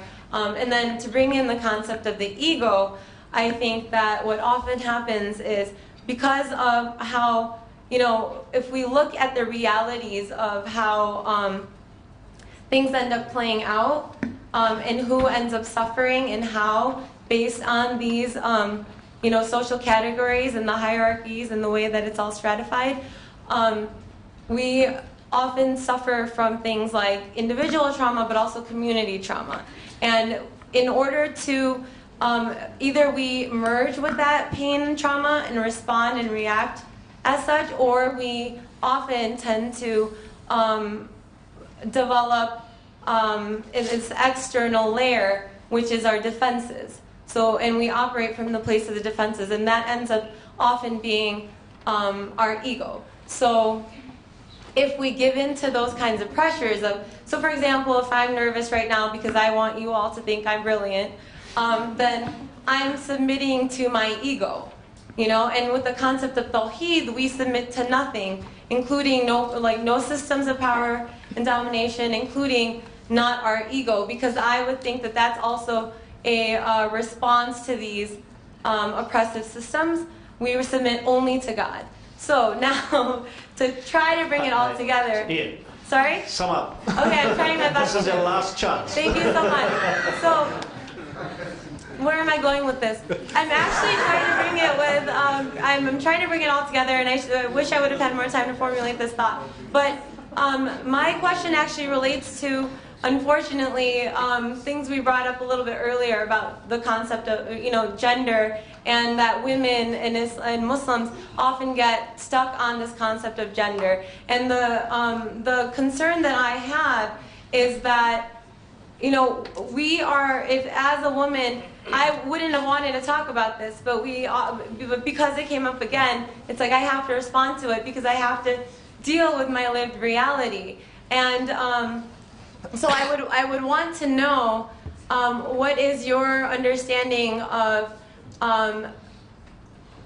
Actually, I don't know what I'm saying, so I apologize for that. Help me out. Yeah. Real quick, I mean, given that standard that you laid out and that Professor Ramadan laid out, how do we hold all of ourselves accountable to that standard of rejecting our ego and holding ourselves up to these standards of Islamic and humanist ethics? Okay, thank you. Thank you, and sorry for destructing your thought process. The problem is that we have some other limitations, especially time limitations. So I need to go into the last round. Give each and every speaker 1 minute to sum up and to come with a final statement. I start this time with Ramon, please. Yeah, thank you very much. I just want to say very quickly that the challenges, among many challenges, but if there are challenges we can identify in the world today, is coloniality of knowledge, coloniality of power, and coloniality of being. That requires a struggle that goes in different directions. It goes in the direction against power structures, knowledge structure, but also, and here comes something I want to say to Tariq, also inner structures. So decoloniality cannot happen just by fighting outer structures. It has to happen by fighting inner structure, which is the question of the nafs, the question of the ego. It has been named in different ways in many traditions, okay, around the world. In Islam, we know it's nafs. So there's no colonization without spiritual decolonization. We have sick egos, and if we don't work with our egos, we're going to face the problem of everything we're fighting against, bringing back all the monsters against which we're fighting against, okay, back through the back door, okay? So if we dedicate ourselves to fight outer structure without dealing with our inner structure, we become Marxists, okay? And that's the great failure of Marxism of the 20th century, thinking that by transforming outer structure, you were sooner or later transform inner structure as a kind of deterministic movement, okay? That didn't happen. Not only they didn't fight, they didn't transform the outer structure, the inner structure, they didn't transform the outer one. It got corrupted, the whole thing, because the question of the nafs is a fundamental question in decoloniality. We never leave that on the side. When I was questioning there, the question of justice vis-a-vis equality was in relation to a particular priority given in certain debates about gender, where you put the value of equality over the value of justice, and then you end up with models that are equal but unjust, okay? And so here is where the traps that happen with many Western women, and in the name of liberation, end up working now 16 hours a day instead of 8 hours a day, okay? Because the question of justice is not addressed. It's a question of equality in a very abstract way and in a very crazy way, okay? Justice is left through the back door, okay? So I think that the question is that in order to transform the outer world, okay, it's not enough just to do that. It's also important to deal with the inner structure. If you dedicate yourself to transform outer structure without inner structure, you're a Marxist. If you dedicate yourself to transform inner structure without dealing with the outer structure and the injustices of the outer structure, you become New Age. Okay? And so here is where I think the decolonial move comes as a call of attention to this, but you don't need the decolonial move necessarily, because the decolonial move is already there in many traditions, including Islam, that has always remembered that not only you have to struggle to transform the world for a better world, but also to transform yourself into a better human being. And the two things go together and go at the same time.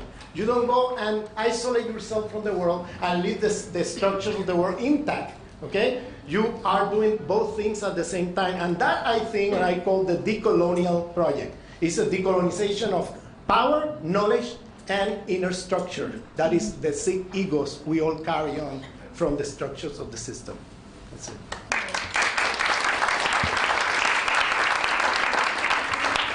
Thank you very much. Now to Dr. Salman, due to the fact that he has really physically suffered for 1.5 hours just because of my joke on his glasses, I give him 2 minutes extra. Neither Marxist, neither New Age. I think that's quite a good way of starting, but it's not that easy. And I want to illustrate some of the things I've been saying by a very small example. Tariq and I just disagreed on the reading of Machiavelli. Yeah? Two people who have a lot in common. We actually lived very close to each other in London. We have many, many things in common. Yeah? But we disagree on a reading of Machiavelli. So how should we decide this? I could always ask you for a vote. and that would be one way. But the losing side would probably say, those who voted are probably ignorant, they don't know what they're doing, and we don't know whether you're voting for charisma or knowledge, and we don't know who's got what. Yeah? So it could be that way. I could say that I could suspect that Tariq is driven by base motives, or he could suspect that I'm driven by base motives. Or we could say that maybe it's our ego which is giving us wrong information, and that if our heart was pure, more importantly, if Tariq's heart was pure, his reading of Machiavelli would agree with mine. But, of course, Tariq would think the same, yeah? But I have no way of knowing this. But also, I could do something else. I could tell you, let me quote a Machiavelli phrase for you. I could say, Machiavelli says, is it better to be loved, or is it better to be feared? And of course, everyone says what he says is better to be feared. But I say, aha, but if you read very carefully, he says it's better to be loved. The trouble is, you can't guarantee love. So he actually still prefers love, but he recognizes that in the absence of love, you have to have something else to keep together.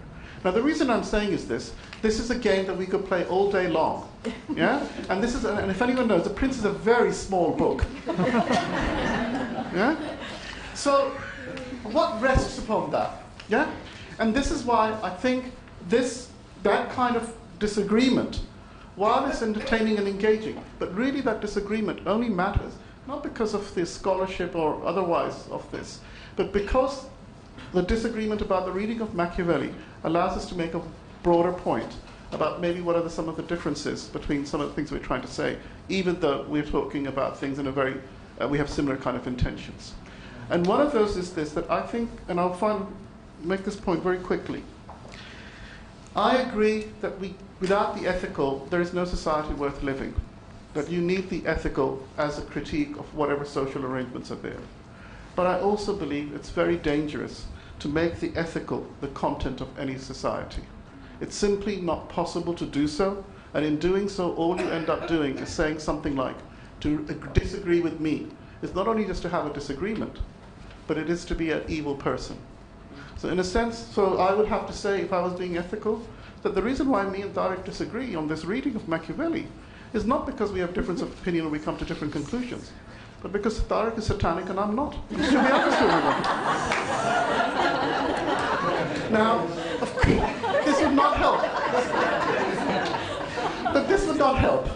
By the way, if anyone's quoting this, I don't really mean this. I don't want to hear the newspaper accusing of Tariq. I just want to say, I have a lot of respect and affection for Tariq, so I just want to make that clear if there's any people writing out there. But the reason I'm saying is this, that look, this is what is important.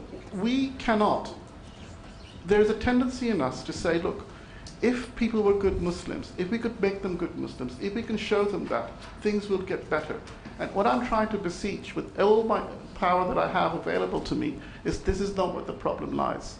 And let me finish with just one example. We are quite often used to the phrase that the Quran is our constitution. Yeah? And everyone says, either you say, yes, of course, or you say, no, it's a terrible idea.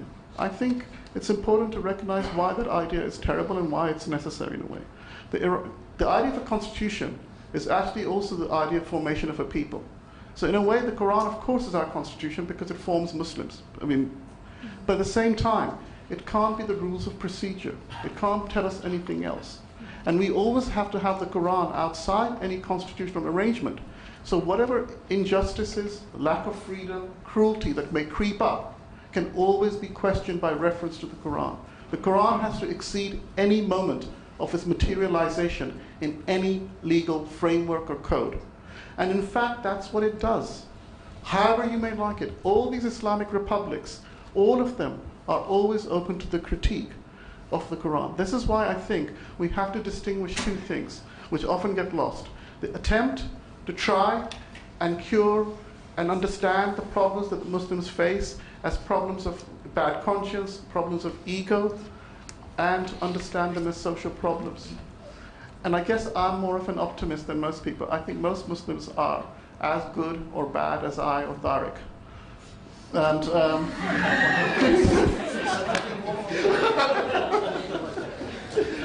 but we are often forced compelled by circumstances to act in ways which are not productive.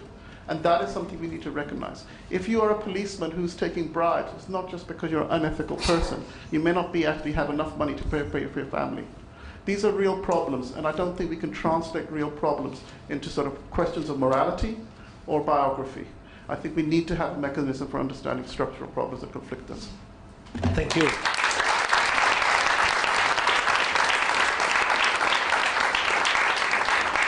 Very much, Dr. Salman. Now, Ahmed. Yeah. Give him a break. He needs to prepare himself for a proper response. Yeah. Now, I think we realize we have been in agreement and disagreement here on the panel, and I think we agreed on a pretty lot of things. We agreed that there is no magic solution for issues relating to state power and politics, obviously. We also agree on the need to decolonize, so to escape the biases of the knowledge we all already possess or we are going to possess. But where I come from, and some of these issues are obviously very sophisticated and require a lot of attention and concentration, but from where I come from, significant set of problems, or large portion of problems relating to state power and politics, I think have to do with very basic teachings of ethical teachings of Islam and Christianity. Of course, to say ethical doesn't mean that I don't advocate putting them in proper procedures or laws or whatever, you know, and you know, most of our problems that we have with our states, with our with politics in Eastern Europe have to do with very, very simple things like don't cheat, don't steal, don't do to others what you don't like to be done to yourself, or very important, do no aggression, do not commit aggression against the others. So while I appreciate sophisticated discussions about, you know, problems you might have in your societies, in our part of Europe, it boils down to very simple things. Yeah. So that's all I have to say. Thank you very much, Dr. Ahmed Alibasic. Now, final statement of Tariq, please. Yes, just a reaction to what Salman was saying. No, because I think we disagree on our reading of Machiavel, but what you were just saying about all in fact, the conclusions or the understanding that you are drawing out of this, we completely agree. I completely agree with that, as much as I agree with also what Ramon was saying about this internal or inner liberation and things that you were advocating and saying that the inward, outward are connected. What I would say, and once again, I also agree with what Dr. Ahmed was saying about the fact that sometimes there are also very simple ethical references that we have to keep in mind, and they are very essential in our daily life. Now, just to come back to what you asked, and this will be my conclusion here. You know, I'm from an Islamic perspective. For me, in the vision that I have in my concept of death and life. And once again, I start with death because for me it's very essential to the liberation process. الذي خلق الموت والحياة ليبلوكم أيكم أحسن عملا. Look at the way it's structured here in the Quran is He created death and life in order for Him to know who are acting or behaving in the best. So the way we behave in life has to do with our understanding of death and life, and the verse starts with death. And for me, when I am speaking about Tawheed, it's not as it was understood, or if it was understood because of the way I was speaking, I was not expressing myself in the right way. To say La ilaha illallah as a concept of death and life is not from the very beginning when you say this detachment and that you are beyond your ego. That's not what Tawheed is all about. Tawheed, as to our understanding, is an ideal and a process. You say, La ilaha illallah, and then you come back to yourself. And it's a process where you have to struggle to liberate yourself, which is the very essence of what? Of jihad. This is why any discussion, any discourse in the West trying to dissociate the Muslim, La ilaha illallah, jihad and Sharia, for me is a problem. Why? Because the Sharia is the way towards faithfulness, and you cannot be faithful to the very essence of Tawheed without jihad. Jihad understood as two things, a double movement, which is resistance and reform. But resistance. Resisting what? And this is what the first is, to resist your ego. And why I'm saying this? Because the world culture today is a culture of ego. It's taking the natural. And then my point here is anything which has to do even with the gender discussion start with this. It's exactly the same. And this is what I'm saying to the, when I was writing about this, that 99% of the discourse on women in, for example, the Islamic tradition is mainly about roles. Women as wife, as daughter, as mother, not about women. And when it comes to this, this is the starting point of liberation. It's come to this liberation from the ego, which is a process, which is a struggle, which is a life struggle. That's, for me, it's essential. But you know what? The secret in this, which we'll find that, I'm serious, we have Ramadan coming. كُتِبَ عَلَيْكُمُ الصِّيَامُ كَمَا كُتِبَ عَلَى الَّذِينَ مِنْ قَبْلِكُمْ. That there is something in fasting that is essential in the way you're going to deal with your ego. Meaning what? No freedom without discipline. No freedom without disciplining yourself from within, which has to do with rules, which has to do with rituals, which has to do with things that you have to respect. You want to free yourself from yourself? Come to some rules. And you will see that all the spiritualities are saying this. So all this discourse about being free without discipline is problematic for me, because this is exactly the trap. This is colonization of the minds and the self, which is what is at the center of the Western culture today. Not only the Western culture, the world culture. Even now colonizing the Muslims in the way they fast. Even now colonizing the Muslims in the way they pray. Even now colonizing the Muslims in the way they are showing solidarity. By this obsession with rules, which is in fact confirming the ego, not liberating from the ego. So I would say that this is where my struggle is deeper than that, and this is why I'm saying that Tawheed and saying La ilaha illallah is a concept of death, meaning come back to your ego and start to struggle. And this inner jihad is essential to anything which has to do with jihad outside. Outward jihad, which is resisting and reforming the world for the better. And on this I agree with what Ramon was saying.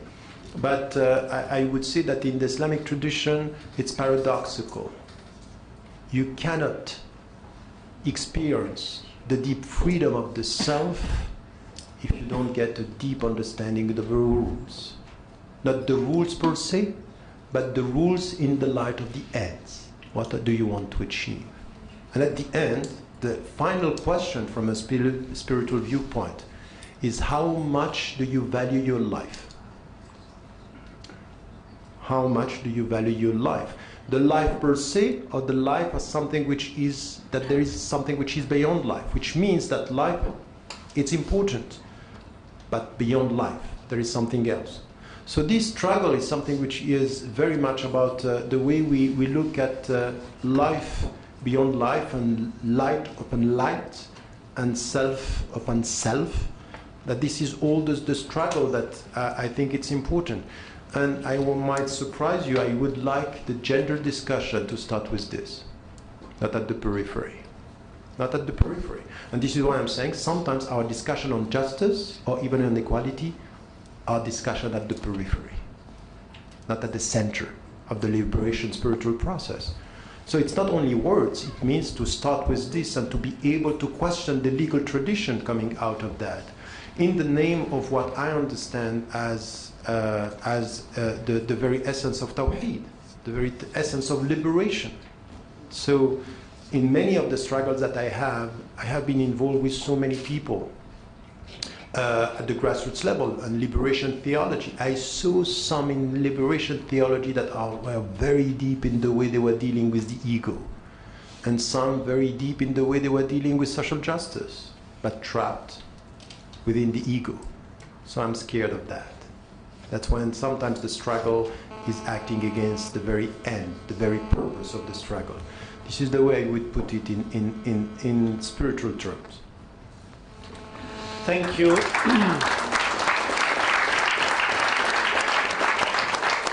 Thank you very much. We have now 9:02. That means 32 minutes of delay. This is part of my Egyptian heritage. No one has answered my question on whether the future is just China becoming the new superpower, starting a new chapter of colonialism, and will end the short pluriversal time in history we may be living today. But I think we had really a very interesting evening. I want to apologize to everybody that I may harmed with comments. And I want to thank, first of all, the audience, but also all the speakers. And all the visible and invisible who made this, this session possible. Good evening to everybody. And have a good way home back to wherever you came from. Assalamu alaikum wa rahmatullah.